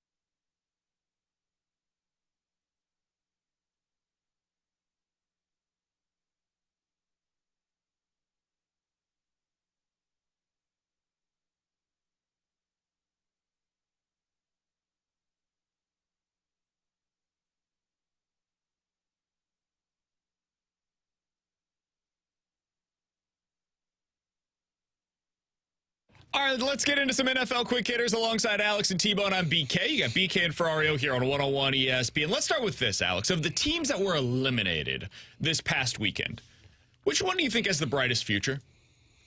We're talking Texans, Packers, Bills, and Bucks. Those are the 4 teams that were eliminated in divisional round weekend. Who has the best future outlook? I feel like it's a tie between the Packers and the Texans, but to not be, ride the fence like we do here on BK and Ferrario, I'm going to go with the Texans because I think you saw. I mean, if you're taking CJ Stroud number 1 for the next 10 years in the NFL, I feel like it's probably correct that you take him. I was more impressed like Jordan Love and that offense could still find ways to be like competent against 2 really good defenses, but I could say the same thing with CJ Stroud. Like I think he suffered in that Baltimore game from not having all of his weapons available to him. They shut down Nico Collins and there was nothing else. If you got Tank Dell and Noah Brown in that game, I think you might be in a little bit of a different spot. So I'll just say the Texans because of cap space and because of CJ Stroud looking like a franchise quarterback in year 1. I would definitely say the Texans. I think the Packers are close, but I think it's twofold for me. I think when you look at the Texans, based on they've got the right head coach in place, a defensive-minded coach too, and that defense is only going to take more steps forward. And C.J. Stroud, I'm not sure he has much more learning curves to go through. Like I look at Jordan Love, and don't get me wrong, I thought he was really good in these playoffs. You saw in the last throw of the game for him that there's still some learning curves for Jordan Love. So I would say C.J. Stroud. I love Nico Collins. I love Tank Dell when he comes back and whatever else they may add. I think they're going to be a team that is going to be a legitimate threat. And I think Stroud's a top 5 quarterback for the next 10 years. Jordan Love's probably more in that top 10 category, so I'd say the Texans. Let's sweep it. We're all on the same page here. I'm totally with you. It, to me, is the Texans as well. I will say this. If there was something that people would probably say as a drawback to the Packers, it's, hey, they're going to have to pay Jordan Love very soon. Like, it sounds like they're going to probably hand him an extension this offseason, and they should. It's going to cost a boatload of money that they are going to have to do that. The reason why I don't think it's a huge deal, though, is because of the way that they had to operate this year with the cap. They had so much dead money from the Rodgers move that they essentially had a $60 million cap hit this year for Jordan Love anyways. So the roster around him, this wasn't some loaded team. It was the youngest offense in the NFL by a wide margin. He's actually probably going to have better talent around him, a more well-rounded team in the future when he's making $40, $50 million than he is right now. So I do think the love for the Packers is very real, and I cannot believe that they did it again. I think Jordan Love is legit. What we saw from him this postseason against those teams, I thought he went up against the 2 best teams in the NFC that I saw this year. And he shredded both of them for the vast majority of the game. And then had a really bad moment where you saw he had too much of a gunslinger mentality. It looked like Brett Favre back in a Packers uniform. And he tried to do too much. It was right there in front of him. It's first down. You got a minute to go. You got 2 timeouts. Just don't make that throw. You can't throw it across your body. But there's every reason to be excited about the Packers. But I do think you guys are right. You gave all the reasons why the Texans would be number 1 on my list. And I will say this about the people talking about the Jordan Love extension. Though, yes, they do have to pay him sooner than like the Texans do a Stroud. It also means that they're probably not going to have to give him the top end market deal. Don't get me wrong; he's still going to get a pretty penny. But he's not going to be like Stroud, who Stroud proves over 5 years could be like the highest paid quarterback by the end of it. Apparently they're making him a top 5 paid quarterback in the NFL. Oh, well, if they're going to make that mistake, that might be a bad idea. But that, I think you have to, though. If you're his agent, why would you accept any less? Because after next season, he'll be on a franchise tag, which is the average of the top 5 highest paid quarterbacks. Time to take it to arbitration. We'll tell you why you suck in front of the court. It's hard because there's just no middle tier quarterback anymore. It was him. This year, he was making mid-tier quarterback money, and he proved himself to be capable. And if you're a legit franchise caliber quarterback, you get paid like a top 5 guy now. So good for the Packers. I cannot believe that this is where they're at. All right. Next thing here is we go through some NFL quick hitters, the games from this past weekend. Guys, the Ravens beat the Texans 34-10. And I feel like nobody's talking about that game because everybody's focusing on what happened to the Packers, what went wrong for the 49ers, the Chiefs-Bills game certainly. People are giving love to the Lions, talking about what the future looks like with Baker. And then it's just kind of being forgotten that the Ravens went out there and in the second half absolutely shredded the Texans. What did you learn about the Ravens this weekend, Alex?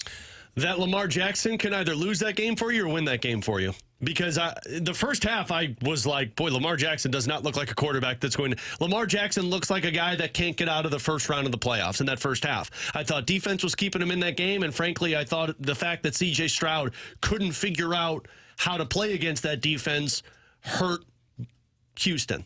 But then the second half opens up, and I don't know what happened. Lamar Jackson must have had that Michael Jordan special juice or something, because all of a sudden he was an MVP. He was running the ball. They couldn't take him down. He was finding his weapons.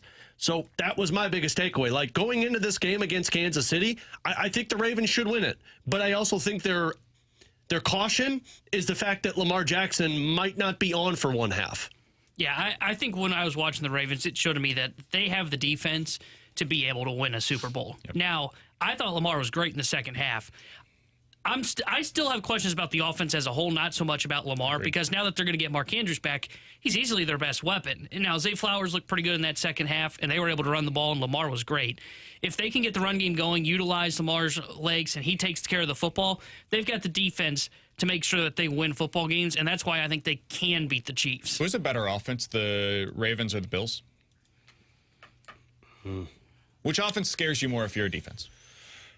I'd say the Bills, because I think Allen's got a better arm. I would say the Bills, too, because I also think... I think he's got better weapons. Yeah, them not having Gabe Davis hurt. Yeah, I think he's got better weapons than what Baltimore has. Yeah, I think it's the Bills. And so, I learned over the weekend what you did. They've got a championship defense in Baltimore. I'm still skeptical of the offense, man. Lamar was really good in that game. Threw for $150, no turnovers, had 2 touchdowns on the ground, ran for 100. That dude was a weapon in every sense of the word. And also, he went up against a bottom 10 defense in the NFL with Houston. They've got some fun stuff that they're doing defensively, and they've got a couple of really good players, and it's why we're all very high on their future. But it's kind of like the Blues right now. If you look at the Blues' top line, you look at their fourth line, you look at their top defenseman, their goalie, okay, yeah, you see how in the future it looks good. And you see that they've got the most important pieces to a rebuild. But it's still pieces, not the full picture. The Texans aren't there yet, man. And so what he did against the Texans taught me very little.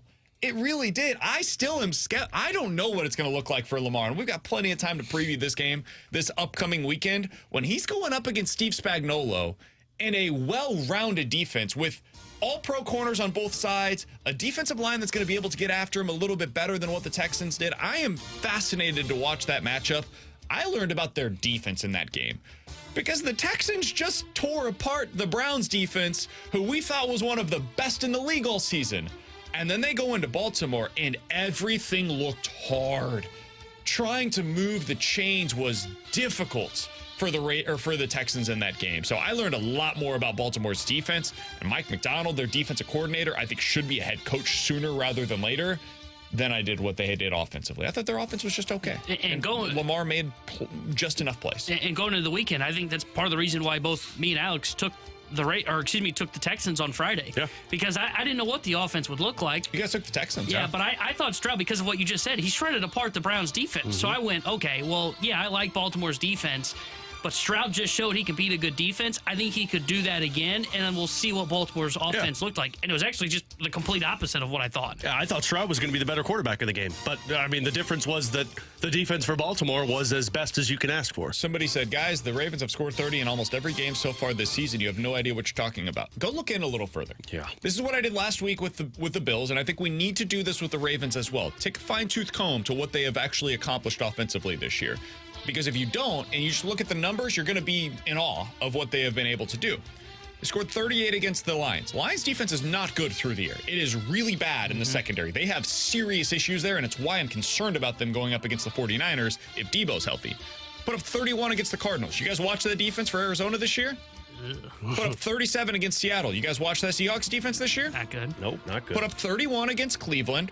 It's pretty good. Good game. Impressive. Well done by you. So did Houston. Put up 34 against Cincinnati, the worst defense in the NFL this year. Put up 37 against the Rams. T-Bone, you watch that defense on the regular. Yeah, they were fine. Put up 33 against San Francisco. That's the game that everybody will point to. And just like I did with the Bills when they had a great game against the Cowboys, that's the moment I will give the proper credit to the Ravens. That game was amazing. And that was the moment where we defined them as the Super Bowl favorite in the AFC. But then put up 56 against a terrible, banged up, awful, no good, very bad Miami Dolphins defense. It's easy to explain away some of these things. They also deserve credit. Lamar Jackson should win the MVP. But let's not act like they're out here going up against the best of the best every week. When they went up against Pittsburgh earlier this year, they scored 10 points offensively. Indy, 19 points offensively. When they went up against Jacksonville, 23 points offensively. When they went up against the LA Chargers, who do some funky stuff even though they're not a great defense, they've got good individual game plans, put up 20 offensively. There have been plenty of down games for the Baltimore Ravens. If you're a Baltimore Ravens fan, you can't honestly sit there and say at halftime you felt good about that game. Because, I mean, even though the Texans didn't score anything on the offense, it was special teams that did it, they also were finding ways to limit the offense for Baltimore, which is why I'm skeptical of that team when you go up against a Kansas City Chiefs roster. I like the Ravens a lot. I think they're probably going to win this weekend. I think it's going to be low scoring, and I think it's going to be tight. That's where I'm at on that game. We'll get more into that as we continue along here on BK and Ferrario. By the way, a couple of pieces of news to pass along from the NFL as well when it comes to the coaching carousel. Sounds like Jim Harbaugh is getting a second interview with the LA Chargers, and Tom Telesco, the former Chargers general manager, is interviewing today for the second time for the vacant Las Vegas Raiders general manager job. So those are the latest pieces of news going around the NFL. Coming up in about 10 minutes or so, we'll get to the junk drawer. But next, Alex, are the Blues becoming overly reliant on their top line right now? And is there any way to fix that? We'll talk about it next year on 101 ESPN.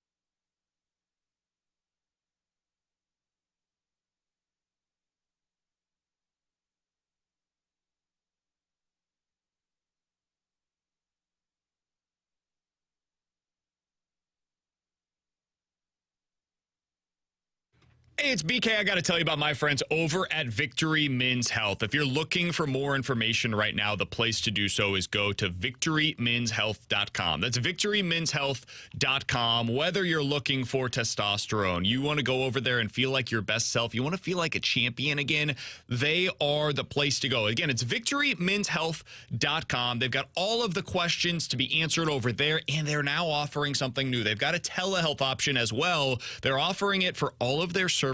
All you have to do, you have to reside in Illinois or Missouri, then go to victorymenshealth.com, go to the website, click on the telehealth tab, and from there, you'll be able to pick which service specifically you're interested in, whether that's weight loss, hormones, micronutrient testing. It's all available for you on the website, and depending on which services you're interested in, they'll ship you the lab draw kit for that service directly to your home, and once those results are processed, they will do a video telehealth consult with you to review those results. All of this available at victorymenshealth.com. That's victorymenshealth.com.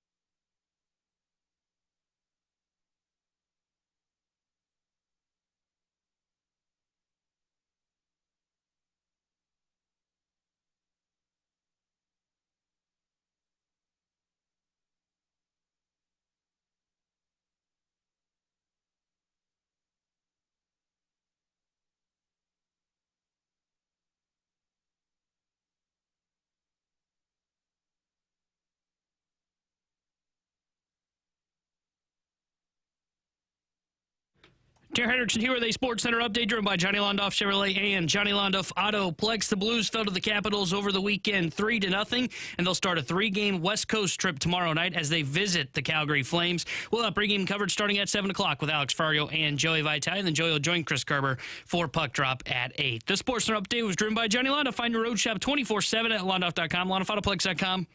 Are you kidding me?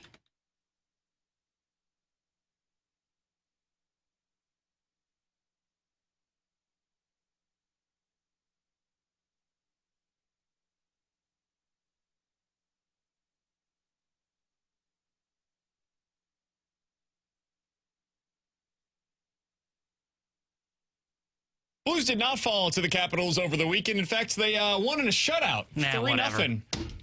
Just Binnington does masterful work, and T-Bone's like, man, they didn't win. It shouldn't come as a surprise to anybody that they won the game because they got contributions from their top line. They ended up getting a goal in that game from Braden Shin. They got a goal in that game from Jake Neighbors, but they also got assists from Jordan Kyrou. They got a couple of assists from Robert Thomas. This is the kind of production that you expect from your top line. Alex, they also got 14 penalty minutes from Robert Thomas in that one for a game misconduct. Yeah. There we go. That's setting the tone. Get that. Goodbye, He was willing to fight Tom Wilson probably because he had a cage on. Well, that's true. And Tom Wilson wasn't fighting anybody with a broken nose. Alex, when you look at what the Blues have done this year, when Booch, Kyrou, Thomas do not score a goal, that was one of the rare opportunities in which they actually found a way to win in that specific games. This year, when the Blues do not get a goal from one of those three, they are 6-10-2. It's a .444 points percentage, which would be roughly the 5th worst in the NHL. When they get a goal from one of those three players, at least one of those three players scores a goal, the Blues are 16-10 on the season. That would be roughly a .615 points percentage, which puts you at like the 9th best team in the NHL this year. A clear-cut, no doubt about it, playoff team. Alex, my question to you is, are the Blues becoming too reliant on one of those three players to put up the goal production? When they don't score, they don't have another way to find a way to score. Yeah, they absolutely are. I mean, nearly half this season, there have been games where Jordan Kyrou and Pavel Buchnevich don't score a goal. And that's miraculous in the sense that they're an above 500 team, and that's taking place. But the fact that they are a 500 team is because they don't have anybody else who steps up. Like the stat going into that game against the Washington Capitals was that the Blues were 10-4-1 when the defenseman scores a goal. So like either Thomas, Booch, Kyrou are scoring and you're winning, or a defenseman is scoring a goal and you're winning. And if none of those scenarios happen, that means 9 out of the 12 forwards, if they're scoring goals, you're not winning hockey games. And to me, that's a problem. Because, one, you got to have secondary scoring to win games, but if you're going to be anything more than just a bottom 10 team in the National Hockey League, you got to have more than 2 guys who could potentially be 30-goal scorers on your team. You got to have depth of roster, and I think they're reliant too much on that top line to be successful for them. But I also think that when those guys don't show up to play, everything else falls to the wayside. So it's kind of like a double-edged sword here. Like, you're counting on Kyrou, Thomas, and Buchnevich to be great and be the difference maker in the hockey game. But if they're not, the other side's not picking it up. But more times than not, those guys aren't coming away with successful nights. Yes, they're over-reliant on the top line.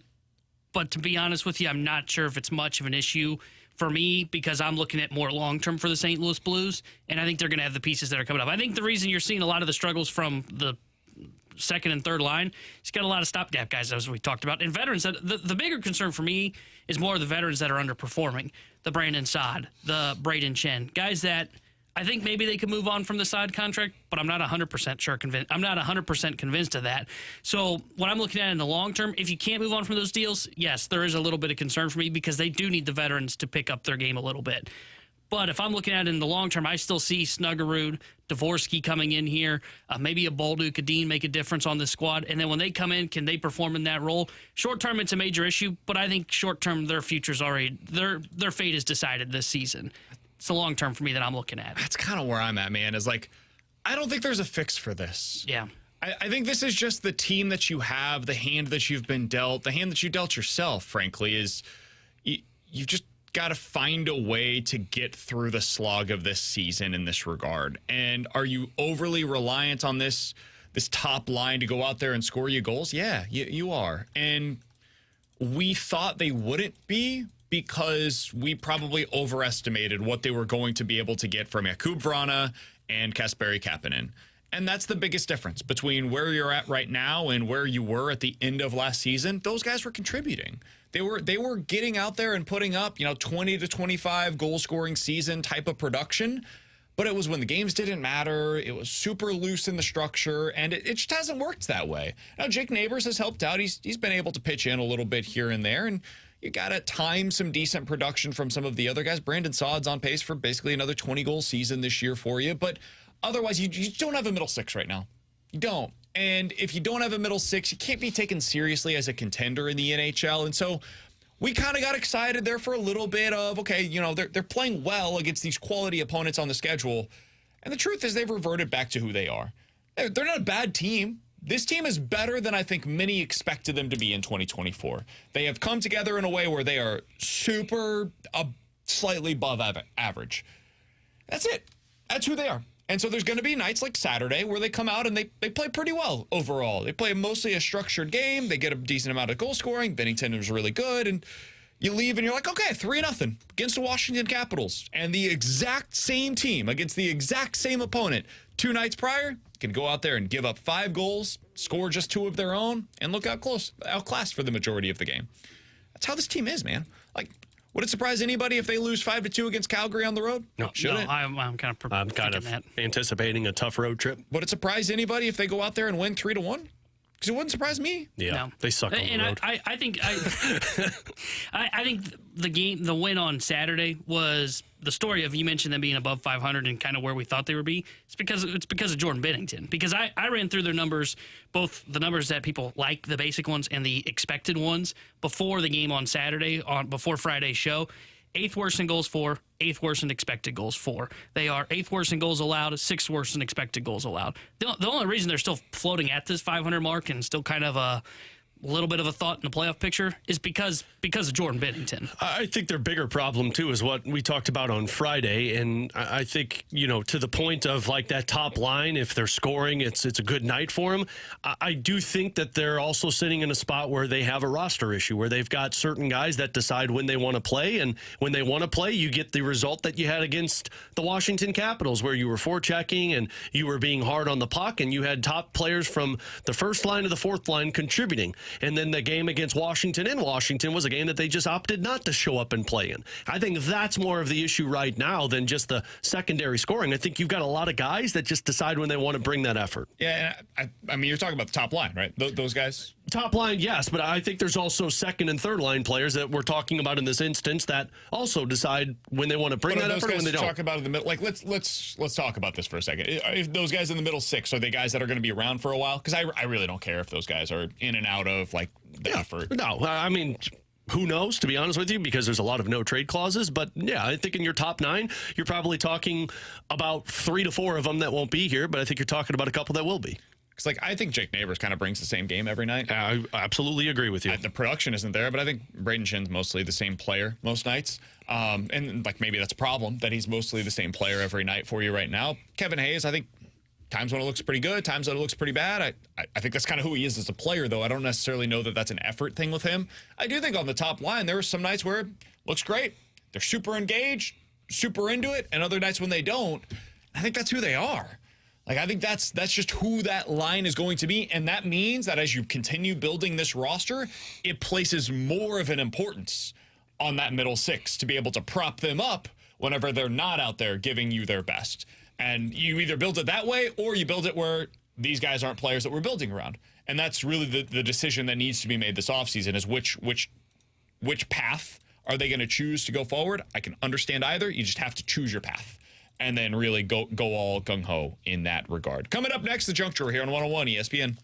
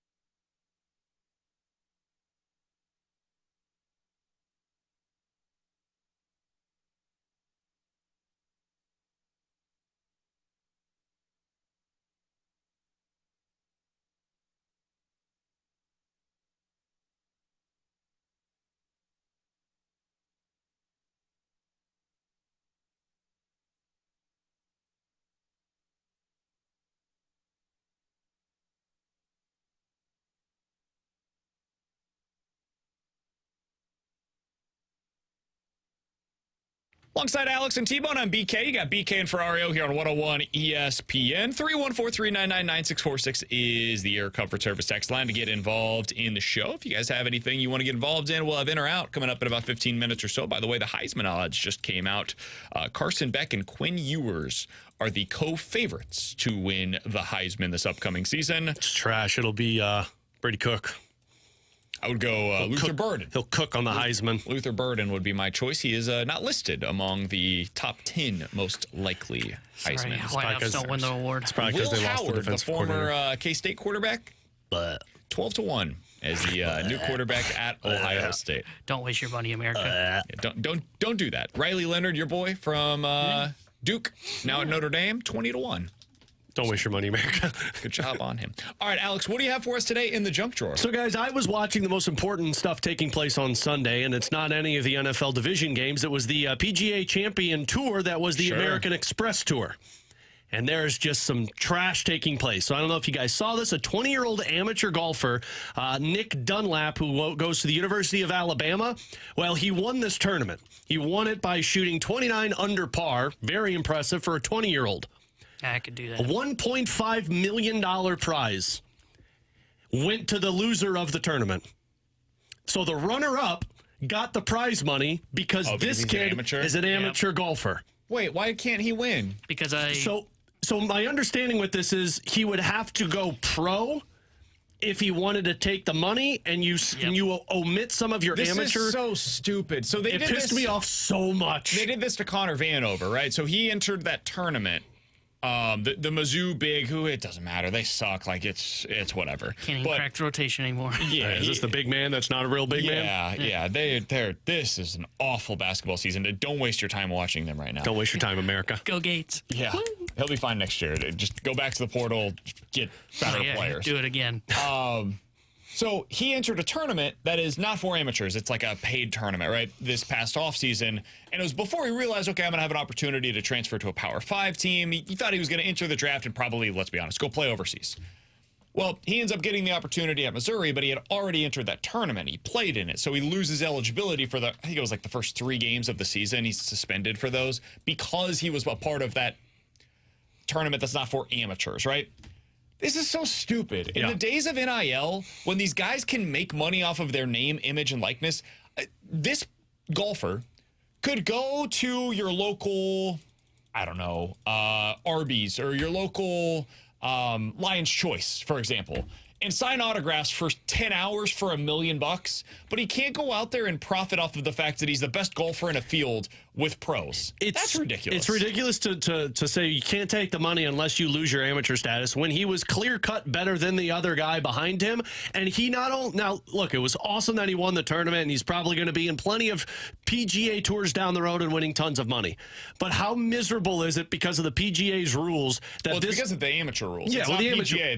This is based on his college status. But it's the amateur rules within the PGA because, like, he can't go back to college. Like, he could take that award from the PGA. It's not the PGA is not the problem. This is college. This is like the NBA with their one and done rule where they implement it. That's college. College is the one that actually implements the rule.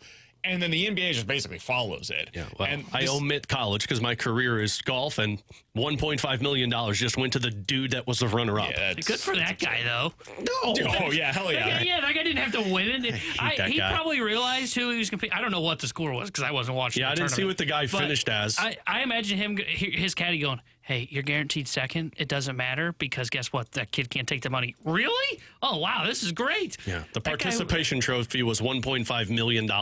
Hell of a participation. That's ridiculous. Good for him, man. Good for him. All right. Stupid college Coming rules. up in 15 minutes, we're diving into a game of in or out. You give us a scenario. We'll tell you if we're in or out coming up in 15 minutes. But next, if the Cardinals were, let's get optimistic for a second, to break out in 2024, they get back to their winning ways. Who's the recent World Series contender? That would be the comparison for this Cardinals team. We'll tell you who ESPN compared them to, and we'll give you ours coming up next here on 101 ESPN.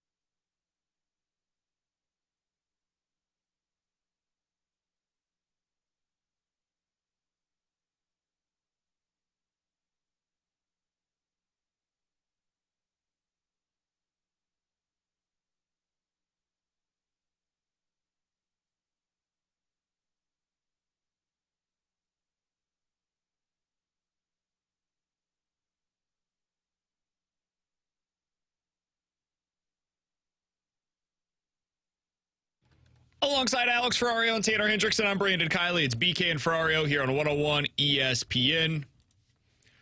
Can I first, before we get to the Cardinals and how they could break out in 2024, give you guys a glimpse into what our text line has become at times? Can I bring people behind the curtain? Sure, I'm not looking at it right now. And let people know. Yeah, I keep it closed on days like this. This is what sometimes our text line can become.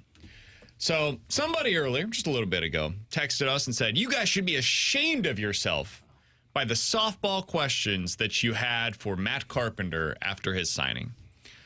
I said, you know what? I'm going to go ahead and bite. I just got back from vacation. My team won in the AFC divisional round last night. They are going to the AFC championship game for the 6th consecutive season. I'm in a good mood today, Alex. I am curious. You know what? I'll take a nibble.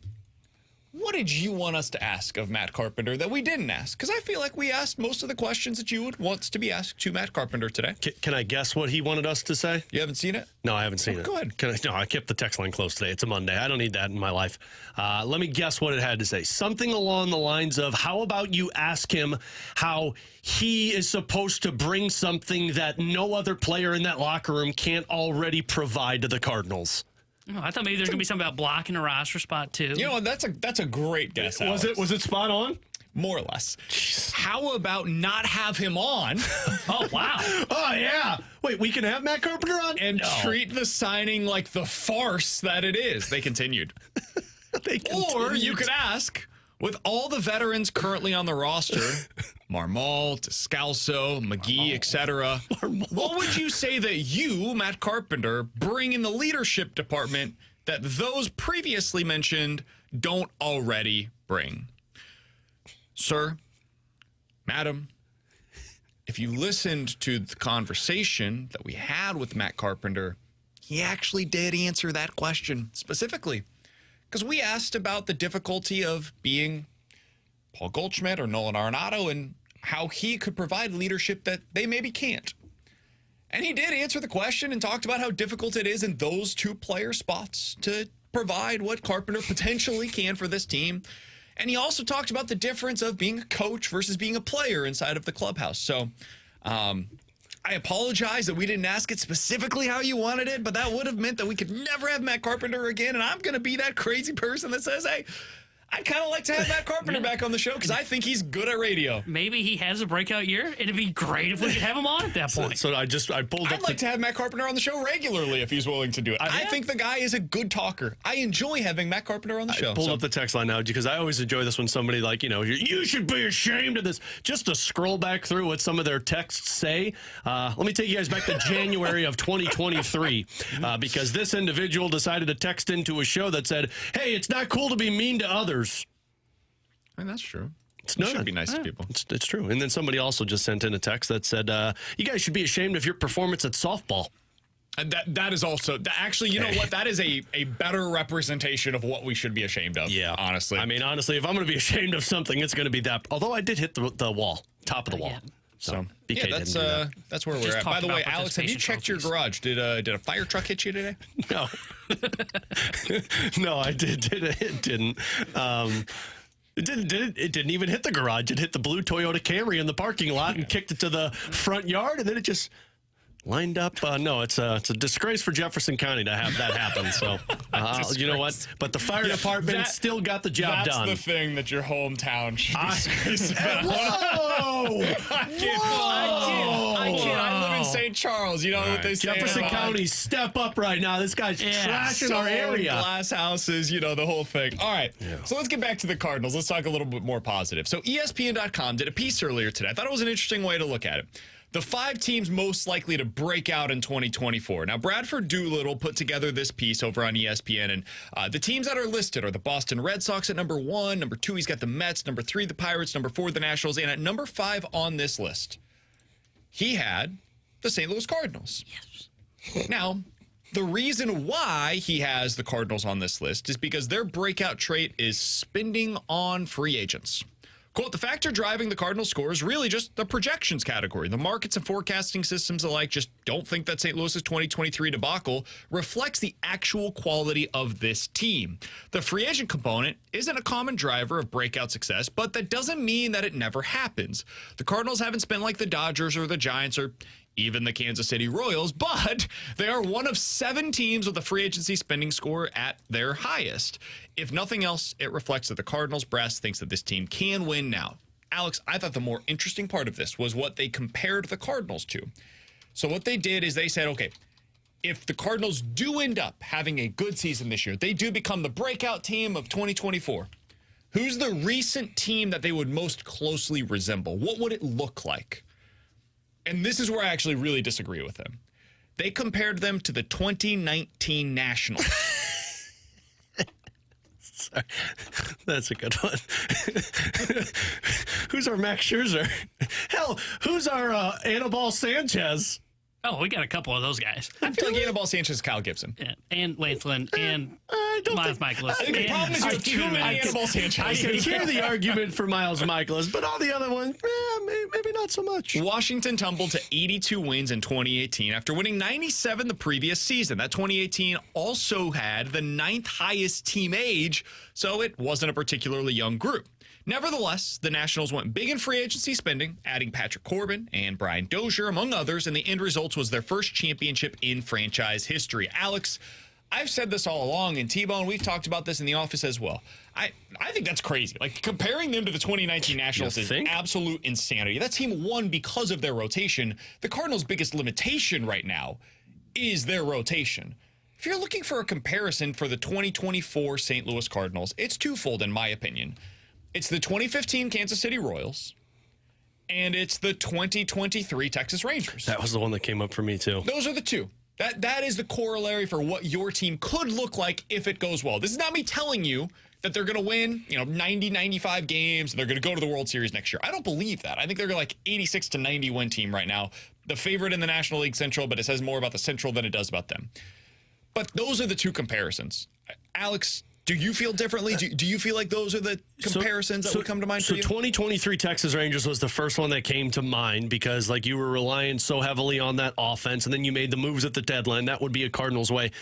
I might be crazy on this one because I don't really remember much about it, but 2018 Boston Red Sox.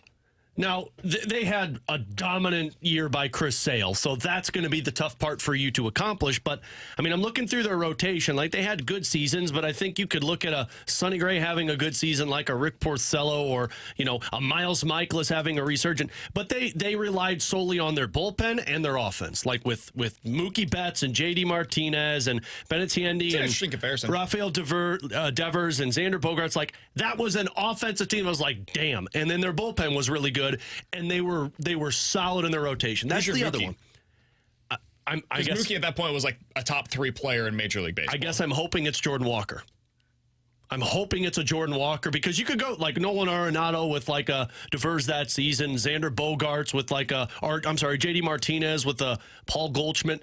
You're really hoping on Nolan Gorman and Jordan Walker to be those breakout players on that roster in the offense. But like I'm looking at teams that were led solely off of their offense, and that's why I brought that 2018 Red Sox team up. How do you guys feel about comparing them to the 2013 St. Louis Cardinals? Didn't we do this? They didn't win the World Series, man, so it doesn't count. I know, but they win. Didn't we do this last year? No, it was 2011 the last offense, year. Yeah, I think the offense. Yeah, I think rotation-wise, I think I could see it. The part I'm having that rotation was Waino. That's the comparison for Waino would be Sonny Gray. You actually have a closer comparison this year for the rotation than you did a year ago. Lance Lynn. Hey, welcome back. Wait, man, Carpenter was on that team too. Shelby Miller, who's probably, he had a really good season that year, 3.1 ERA. Probably hoping I guess Miles Michaelis. The comparison probably Michaelis. Jake Westbrook, who's probably like. That's your Lance Lynn. Honestly, yeah, probably. So you got to hope Kyle Gibson pitches like Lance Lynn in 2013. Yeah, and he gave you 200 innings and a 3.95 ERA. I could see that, something similar to that, honestly. But then they had Michael Wacha, and I don't know who's doing that for and Joe you. Kelly as well. And I don't know who's doing either of those. And Jaime Garcia for a little bit there. I don't know who's doing any of that. Graceffo, not to the point where he starts 15 games, but maybe Graceffo's the Joe Kelly because he's like a fireballer that's probably going to go. But see, the problem is stints. the reason you went as far as you did was because of 2013 Michael Wacha. And I don't think you have that pitcher on the team. Now, if you could tell me that Tink Hence becomes that, or TK Roby, but man, I don't buy into that with just the development of the Cardinals over these last few years. It's a fair point, and I think that is the biggest question for them is like, what's the infusion of talent? Yeah. Where is the youth that is coming into this rotation? Because that's what you had in 2013 is you had Joe Kelly, you had Michael Walker, you had Jaime Garcia, all of whom pitched when they were out there really well for the Cardinals. And then you had this like older, aging veteran core with Waino, and I guess Lynn was technically young, but he pitched like a veteran, if you'll allow me to make that comparison. And then Jake Westbrook. It's like you had both sides of things for that Cardinals team. And then really, it was driven by the offense. Like that was, for all the talk about 2011 and all these different, that 2013 offense was as deep as you will find in recent Cardinals memory. Like the last 10 to 15 years of Cardinals baseball post MV3 era, they all had really great seasons that year, and that's what I think you're hoping from this Cardinals offense. So 2013 Cardinals, 2018 Red Sox to a degree, 2023 Rangers, 2015 Royals. These are the comparisons. 2019 Nationals. Oh boy. Yeah. That's a stinky comparison. And the tough part I'm having of finding the comparison, and I think like the Rangers, the Cardinals, like the offense, we talked about this last week, Alex and I did. You know, the offense is the identity of what this team is going to be, because both the 2013 Cardinals and that last year's Texas Rangers, 7 of their 9 regulars were above league average in terms of OPS plus. I could see where the Cardinals could end up having that, to where their below league average positions are probably Tommy Edman at center and Mason Wynn at shortstop. Right. The problem I'm having, and I think these teams prove this point again, is, okay, I could see where you could have Sonny Gray be the Montgomery or Evaldi pick your poison from that 2013 or that 2023 Rangers team. Same for that 2013 Cardinals team. Who's that second guy, though, that can just take his game to another level once he gets to the playoffs? I don't have it.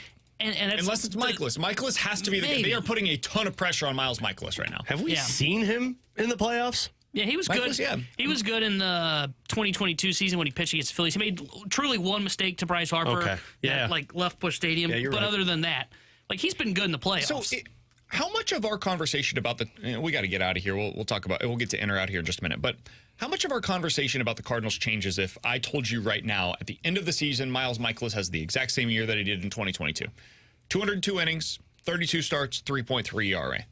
If I told you that is what you get out of Miles Michaelis, and he literally was that pitcher in 2022, if I told you you're getting that guy again in 2024, how much of your belief in this team changes? I feel more confident. Like you said, they're, an 86, 90 win team right now? I think that's fair. I'd probably lean more towards the 90 win team side. I still don't know what the upside is in the playoffs, because pitch into contact scares the crap out of me, just in general. But I could lean more towards like they're a 90-win team if you got that version of Miles Michaelis. Yeah, I mean, at least you have, if you squint hard enough, you can get a 1-2 punch of Sonny Gray and Miles Michaelis with those two pitchers. But I'm skeptical of that, but I also, like Tebow mentioned, I don't know what that looks like in the postseason, because I've got two guys that have the inability to perform, or at least long-term to where you've seen it, long track record in the playoffs. Yeah, If you get a 3.3 ERA for Miles Michaelis this year, I think Cardinals fans are going to be pretty thrilled with what the season ends up becoming. Because then you've got Sonny Gray, Miles Michaelis, a legit 1-2 combination. Like, that's all-star numbers. He was an all-star that year. And if you get two guys that can pitch to that level, we don't have to talk about them not having a front-end starter. That being said, like, I'm incredibly skeptical of that. I thought that was lightning in a bottle. Every other season that he's had, really, here in St. Louis since that first year has been fine. He's been an innings eater. There's been nothing wrong with what you're getting out of Miles Michaelis, but it's a 4.1, 4.2, 3.3, 4.8 ERA. One of these things is not like the others. And that's where you're at. You just have to assume that this year he's going to be closer to a 4 than he is a 2. And that's where he's at this point in his career. Coming up next, in or out here on 101 ESPN.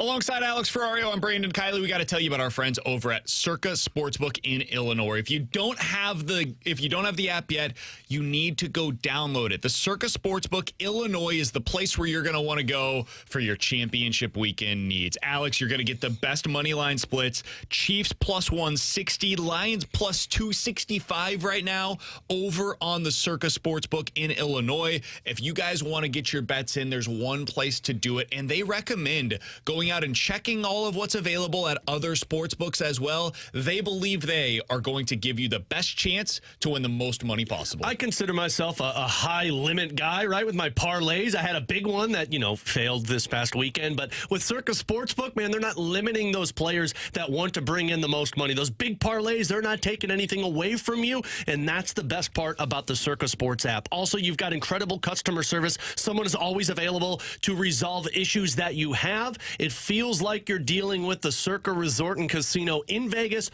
on your sportsbook app. So download it today. If you or someone you know may have a problem with gambling, call 1-800-GAMBLER or text ILGAMB to 833-234.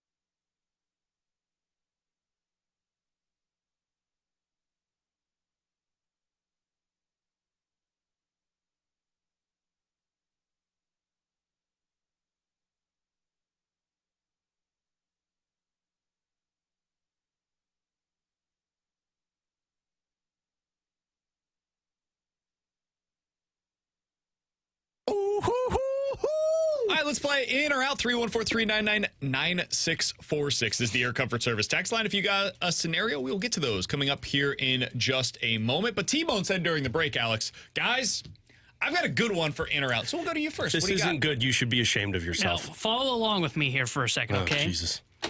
We saw Jose Quintana get traded to the Cardinals and then serve as like a number one for them and pitch really well in the playoffs and go through a hot stretch. In or out, Steven Matz can go on a run not for like a whole second half, but can go on a hot streak to where he could pitch like a Jordan Montgomery or a Nathan Eovaldi had for the Texas Rangers and serves as that number two guy that I said they don't have. Out. I just don't think he can be consistent enough for you. I think you could get a spurt of it in the season, but I don't think you're going to get the same amount of stretch that you got with Jose Quintana. And that's not what I want to say. Can he go on like a 7-game stretch to where coming out of the regular season, he gets hot in the postseason? Okay, well, Can he be your Brandon Pfaadt? Yeah. Fat. Come on, man. I also don't think he could do it in the playoffs. So I would say I'm out on this. So there's context to what I'm about to say, and I will add that, I promise. But his final 9 starts of the season last year, his final 7 starts of the season last year, 38 innings, 1.8 ERA. So is he capable of doing what you're talking about? Yeah. So I will say that he is capable of that. And I don't know that there's any other starter currently in the rotation not named Sonny Gray that is capable of that because of the lack of swing and miss stuff. If you're looking for that, it's Steven Matz. He's the one that gives you that kind of upside. That being said, here are the teams that he started against in that stretch of games. Chicago White Sox, Washington, Chicago Cubs, Arizona. Against Arizona, 6 innings, 5 hits, 0 earned runs, 6 strikeouts, 1 walk. So that is the one that you'd point to and say, all right, maybe something did actually click, and it's not just the teams that he went up against. But then it continues. The Cubs, the Rockies, and the Royals. He did not exactly go up against a murderer's row of lineups in that stretch of games. But if you're excited, if you're optimistic about what he can be for the Cardinals in 2024, it would be because of what you saw at the end of his season last year after he came out of the bullpen once again. So I'm in that he can do this. I don't think you can expect it for the entirety of the regular season. That's where Alex, I do agree with. He's too inconsistent for that. But in a 5-game stretch in the postseason, sure, he could have some upside for you. And I think you bringing up Brandon Pfaadt was the perfect example of how you'd hope this would play out. Is Gray is game 1, you find that guy for game 2, and then you hope that Matz can go on just that 5-game stretch or 7-game stretch at like the perfect time. And you keep him healthy in the regular season. You get like 150 innings out of him. And then you get to the playoffs and you go give us 5 innings, strike out like 7 guys, and we're going to the pen the second time or the third time through the order. I'd be more likely to say if you would have said Zach Thompson instead of Steven Matz. Huh, interesting. Like I think a Zach Thompson could come on late and then surprise a lot of people in the playoffs. I like Thompson. I don't think he has that ceiling. I just don't. He doesn't have the swing and miss, in my opinion. Matz, and I totally agree with you, too inconsistent. Man, when he is right, I mean, you mentioned it, that wasn't murderer's row, but when he is right, he does have legitimate swing and miss stuff and can shove for 5 or 6 innings. I think that signing gets kind of like lumped into the Brett Cecil, Greg Holland, failed Cardinals offseason signings, and it's not. It should be put into a different category. It's put into a category of like injuries have derailed what he's been so far as a Cardinal. Yeah. And they should have known that. He had a lot of injuries that he dealt with for the entirety of his career prior to literally the season before he signed here in St. Louis. That was the story of Steven Matz. And can you keep him healthy for the entire season is going to be the real question heading into 2024. The answer is probably no. But if you can get him healthy at the right time, maybe he can be that X factor that they're looking for in their rotation. All right, Alex, in or out? The Lions are actually the better team going into this weekend's NFC Championship game than the 49ers. I'm going to say in on this one, and I'm going to probably be the crazy one, especially on the outcome of this one. But, man, I've become a Lions fan. I think they're one of those teams that just has the right mindset going into a playoff game, and they're going to be tough to play against. Now, they're going to have to go on the road, and they've had both of these victories at home. How do they look on the road? That's going to be my biggest question. But if Deebo Samuel's not available, we just saw what that offense looks like. Like, Brock Purdy looks very scattered when they don't have their best weapon out there, and the Detroit Lions, although they suck at the pass defense, they're very good at stopping the run. So you're going to force Brock Purdy to throw the ball. I think Detroit actually wins this game. So I'm going to stick with my Lions here and say I'm in on this. I'm out. I think the 49ers have the best complete roster in the NFL. Now, I do think the Lions have the best quarterback playing this weekend in that matchup. But overall, that roster is way better on San Francisco. They've got a great defense. They've got great weapons. Even without Deebo, they've got great weapons around Brock Purdy. Purdy's the question mark, but I think that roster can overcome any of his flaws. Detroit's secondary is so bad I could get open running a route, and that's a major concern, so I'm out on this one. I'm out as well. I think San Francisco's better. I think one of the biggest overreactions that I've seen to this past weekend is that the 49ers are now like not as good as the Detroit Lions, and they're an underwhelming... No, man, they ran up against a team that got really hot. The Packers struck and surprised the Dallas Cowboys, and then they did the same thing against the 49ers. The 49ers still found a way to come out on top. Now, they nearly lost it, probably should have lost it. Jordan Love got overly anxious at the end of the game, and that's why the 49ers were able to seal the deal. But they found a way to come away with a win, and that's all that matters in these games. It's survive and advance. I still think they are the better team. Lions secondary is... whew, that thing is held together with toothpicks and bubblegum right now, and I don't think that's going to be good enough against this 49ers offense. Alex, what do you got for us? In or out, guys? C.J. Stroud wins more Super Bowls than Josh Allen. Out. Ooh. Oh.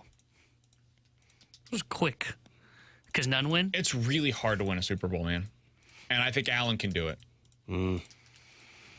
I think C.J. Stroud could do it over Allen. See, I'm in on this. I think the one flaw that we have with Josh Allen, and I'm not even saying, like, this could be like one Super Bowl to none.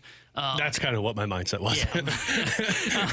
For what it's worth, that was also my mindset. The one flaw for Allen, and he played great in that game yesterday, but you saw him get a little kind of anxious at the end there and not continue to play that perfect football.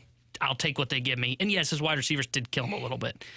I think for Stroud, for Allen, we said in the regular season, Allen can win you some games you're not supposed to win, and he can lose you games you're not supposed to lose. I think Stroud doesn't have that. I think Stroud's a guy that's going to take care of the football, be methodical with the football, and not make the mistakes that we see from Josh Allen, to where I could see where he can win a Super Bowl ahead of Josh Allen. Maybe I got my Stroud blinders on, but I think if they were at full strength in that game against Baltimore, it would have been more of a competition, and I could have seen a scenario where Houston came out of victory.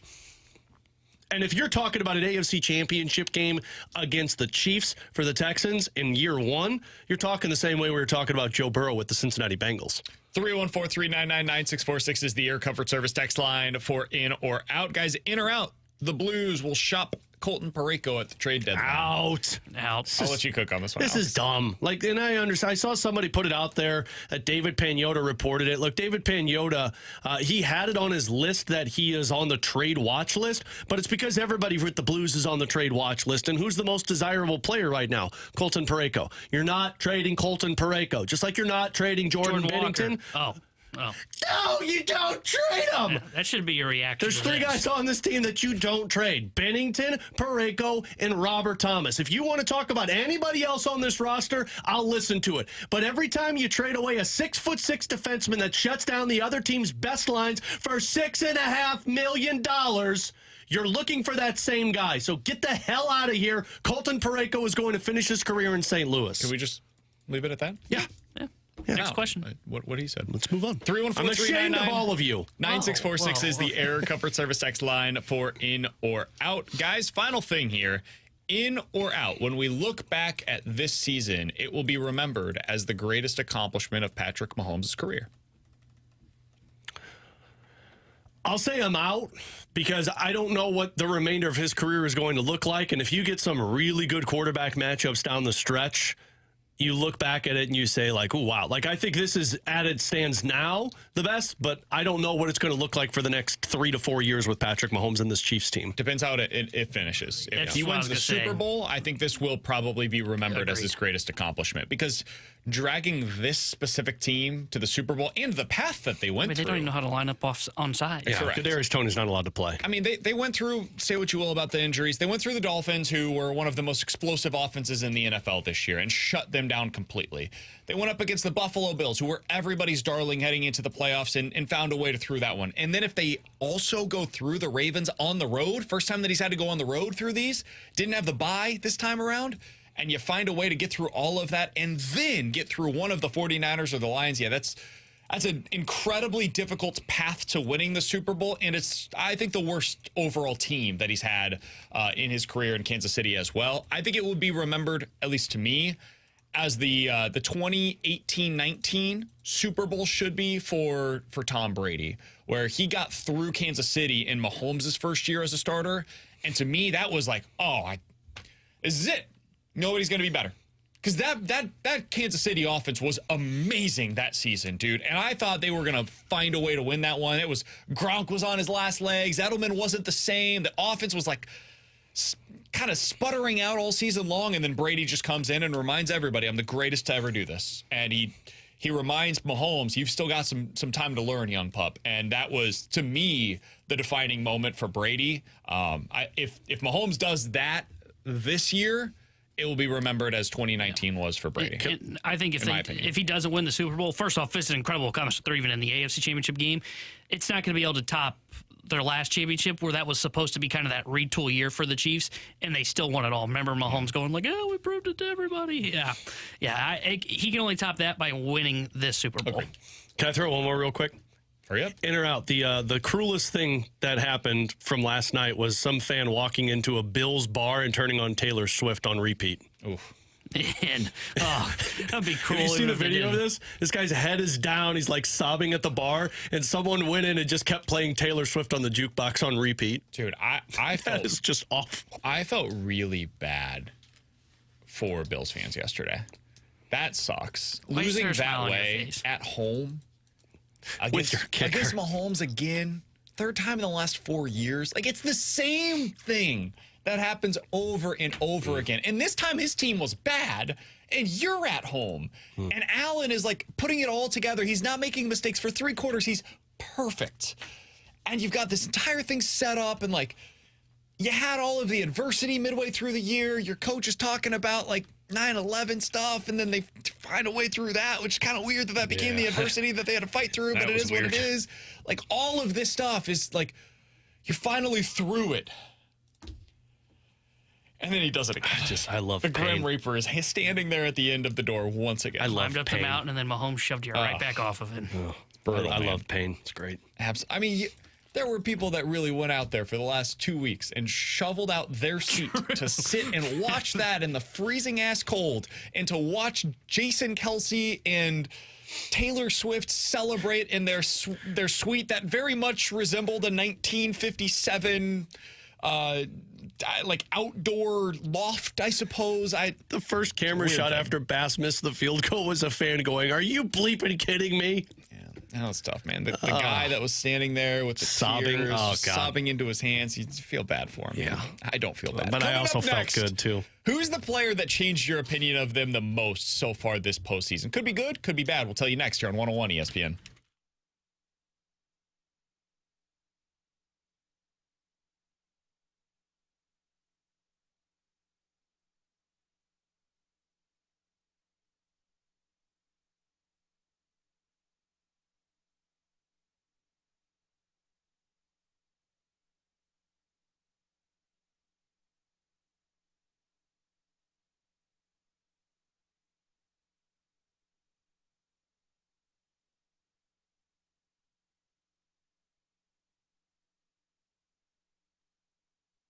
Alex Ferrario with you to talk classic air care. When it comes to my HVAC system, I've got a company that I trust. And look, when you're going through these frigid temperatures and things are freezing everywhere, you want to have the comfort of knowing that if something goes wrong, you give them a call and they're right there to help you immediately. And I've had that comfort with classic air care since the last 6 years that I've owned a home. My family has had it for 30 years. My dad's been using classic air care since he's owned his home. And they've been making people comfortable in the area since 1926. Nobody wants to go into the business of buying HVAC systems and spending all of that money, but when you do, you know that these guys are going to take care of you. It's definitely a family vibe when you use Classic Air Care, and you can check out their tons of ratings on their Google reviews, a 4.8 rating like this one. Most professional and experienced I've seen. You're in great hands with Bill from being his employer or his client. If I was running an HVAC service company, this would be the people I would work for. So check them out. They've got 0% financing for 18 months available if you're purchasing a new HVAC system,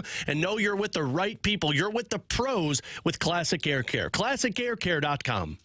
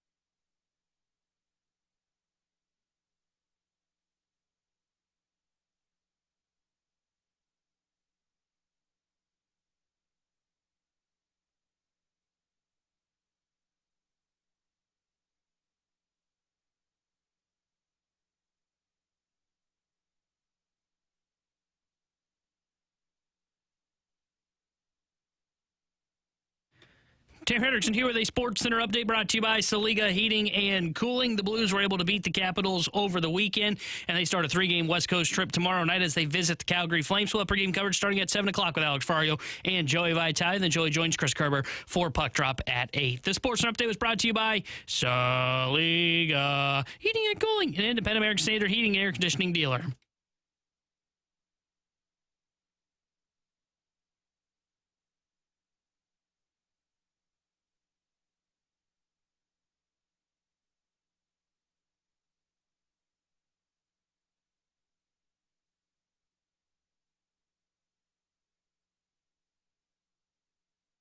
Four games, 8 quarterbacks, 7 terrific quarterbacks, and Brock Purdy.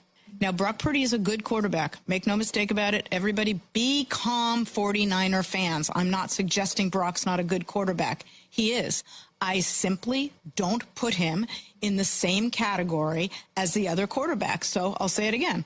8 quarterbacks, 7 terrific quarterbacks, and Brock Purdy.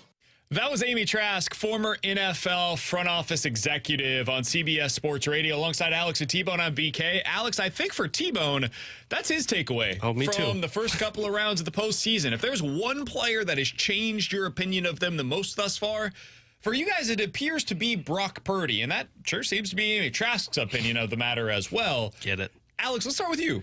Why do you feel like he has underwhelmed relative to your expectations? Because I think when you take one piece away from Brock Purdy's team, he struggles. I mean, the 3 games that he was bad in this season was when Deebo Samuel was out of the lineup for them. Deebo Samuel left in that game against or over the weekend, and he was bad once again. Like, I think Brock Purdy is only as successful as his counterparts, and that's everybody on the field with him. But I also think Brock Purdy just fits into the Kyle Shanahan system. And if you lose something, a part of that system, well, then you don't know how to adapt to it. That's why I truly think that the better quarterback in that game is Jared Goff. Yeah, and that's where I am. I saw him play over the weekend, and yes, you lose Deebo Samuel. Don't get me wrong, that is a big piece of the offense. The offense shouldn't look that clunky, though, when he goes out, considering you still have George Kittle, Brandon Ayuk, Christian McCaffrey, and a really good offensive line. Right. And he was missing throws. And look, I get it. It was raining in San Francisco. I totally understand. It rains there a lot, though. It was raining, and Jordan Love looked pretty good, too. So I just looked at Brock Purdy, and I think he's a good quarterback. But I don't know if he'll ever be viewed as a top 10 quarterback until he starts to win when one of these pieces go away. They had that 3-game losing streak in the middle of the season, and that showed you right there, hey, it's the pieces. Brock Purdy can't go win a game when it's needed if he doesn't have the full cast around him. And I felt that way watching them this weekend when Deebo went down, and that's why I agree with Alex. I think going into this weekend, I view Jared Goff as the better quarterback in that matchup. I've heard a lot of people say something to the effect of the 49ers should try to go get like Kirk Cousins or one of these other quarterbacks that's out. They can't. That's the problem. They can't. One of the reasons why Brock Purdy is the quarterback for them is because they need a cheap quarterback in place to be able to pay all of these guys around him. Never say never, man. Somebody like Christian McCaffrey and George Kittle and Brandon Ayuk when he's going to get a big contract soon, and Deebo Samuel in place, and you've got an all-star left tackle, and you've got all this star talent on the defensive side of the ball. For all of that to work, you have to pay your quarterback peanuts. And that is why Brock Purdy will continue being in place as the quarterback for the 49ers. I don't feel like we've learned anything about him in this postseason. I think he is exactly who I thought he was. I never was overly excited about who Brock Purdy is. I think he's in a great situation, and he's like the 13th to 15th best quarterback in the league on any given day. And if you put somebody in that range of quarterback on that team, I think they pretty much have the same amount of success. Like, if Dak Prescott was the quarterback for the 49ers, I think they get better. If you put Kirk Cousins as the quarterback of the 49ers, I think they're slightly better than what they are right now with Brock Purdy as their guy. But I don't think there's any way to make that change, and I don't think there's anybody that's coming available that is cheap that would definitely be an improvement upon what they already have with Brock Purdy. So he's their guy, whether they like it or not. The guy that I learned the most about is Jordan Love. Jordan Love went for me from being a guy that I think is like in that 20 to 30 range of, he's a starter or whatever. You pay him $20 million, you can find a way to make it work. Dude, Jordan Love in this postseason showed us there's a ceiling with what he can be in the NFL. Now, he's a trick shot artist, and when those trick shots are hitting, it looks damn good like it did against the Cowboys. And when it goes the other way and he gets a little overly anxious at the end of a game, it can look like it did against the 49ers, where he makes the throw, that nobody else would or should make. So for me, the guy that I feel like I've learned the most about this postseason is Jordan Love. And that's a great thing if you're a Packers fan. The other one should be Jared Goff, because Jared Goff in these last 2 games has proven he can win in the playoffs. Yeah, I do think so, and I think he's going to put up a good performance against the 49ers, and I think that's going to change the impression of a lot of people. Do you feel like he is different now than he was when he was with the Rams? Because I don't. I feel like he's the same guy today that he was then. If he's protected well, if things are in place around him, he can go out there and have success. And if he's not, if those things fall apart a bit, I think he can continue having the same pitfalls. And it's why I don't like them this weekend, frankly, against the 49ers. But we talked about it earlier. Like, the reason he was gone from the Rams was because he couldn't make those big throws when he needed to. And I think he's made those big throws in two similar games in a playoff series. Like, I think that's important. That shows the growth of Jared Goff. I think he's slightly better than he was when he was with the Rams because he can make the big throw now without pressure. Sometimes he would miss that in L.A., but you're still right. I mean, the whole game plan against Jared Goff is to blitz him, and he's not going to do well against the blitz. But I think he has solidified himself as the franchise guy in Detroit. I agree with that. Mostly because I look at it and go, okay, sure, you could move on from him, but the grass isn't always greener on the other side. Agreed. And I think when you surround him with good weapons like they have, I think you're 100% right. If he's got weapons around him, he can get you to a Super Bowl. Now, can he win the Super Bowl? I don't know, but he can at least get you there. Coming up next, we'll hit the BK and Ferrario Rewind with our final thoughts coming off of the weekend that was in the NFL here on 101 ESPN.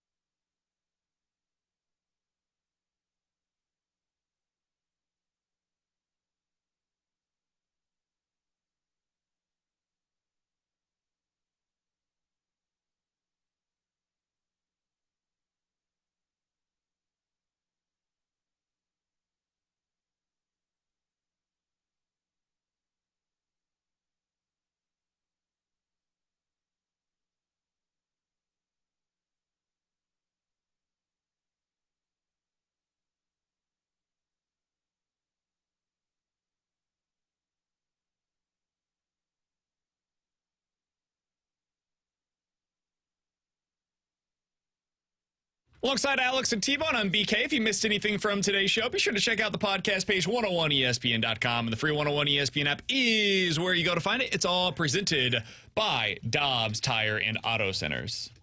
What the hell?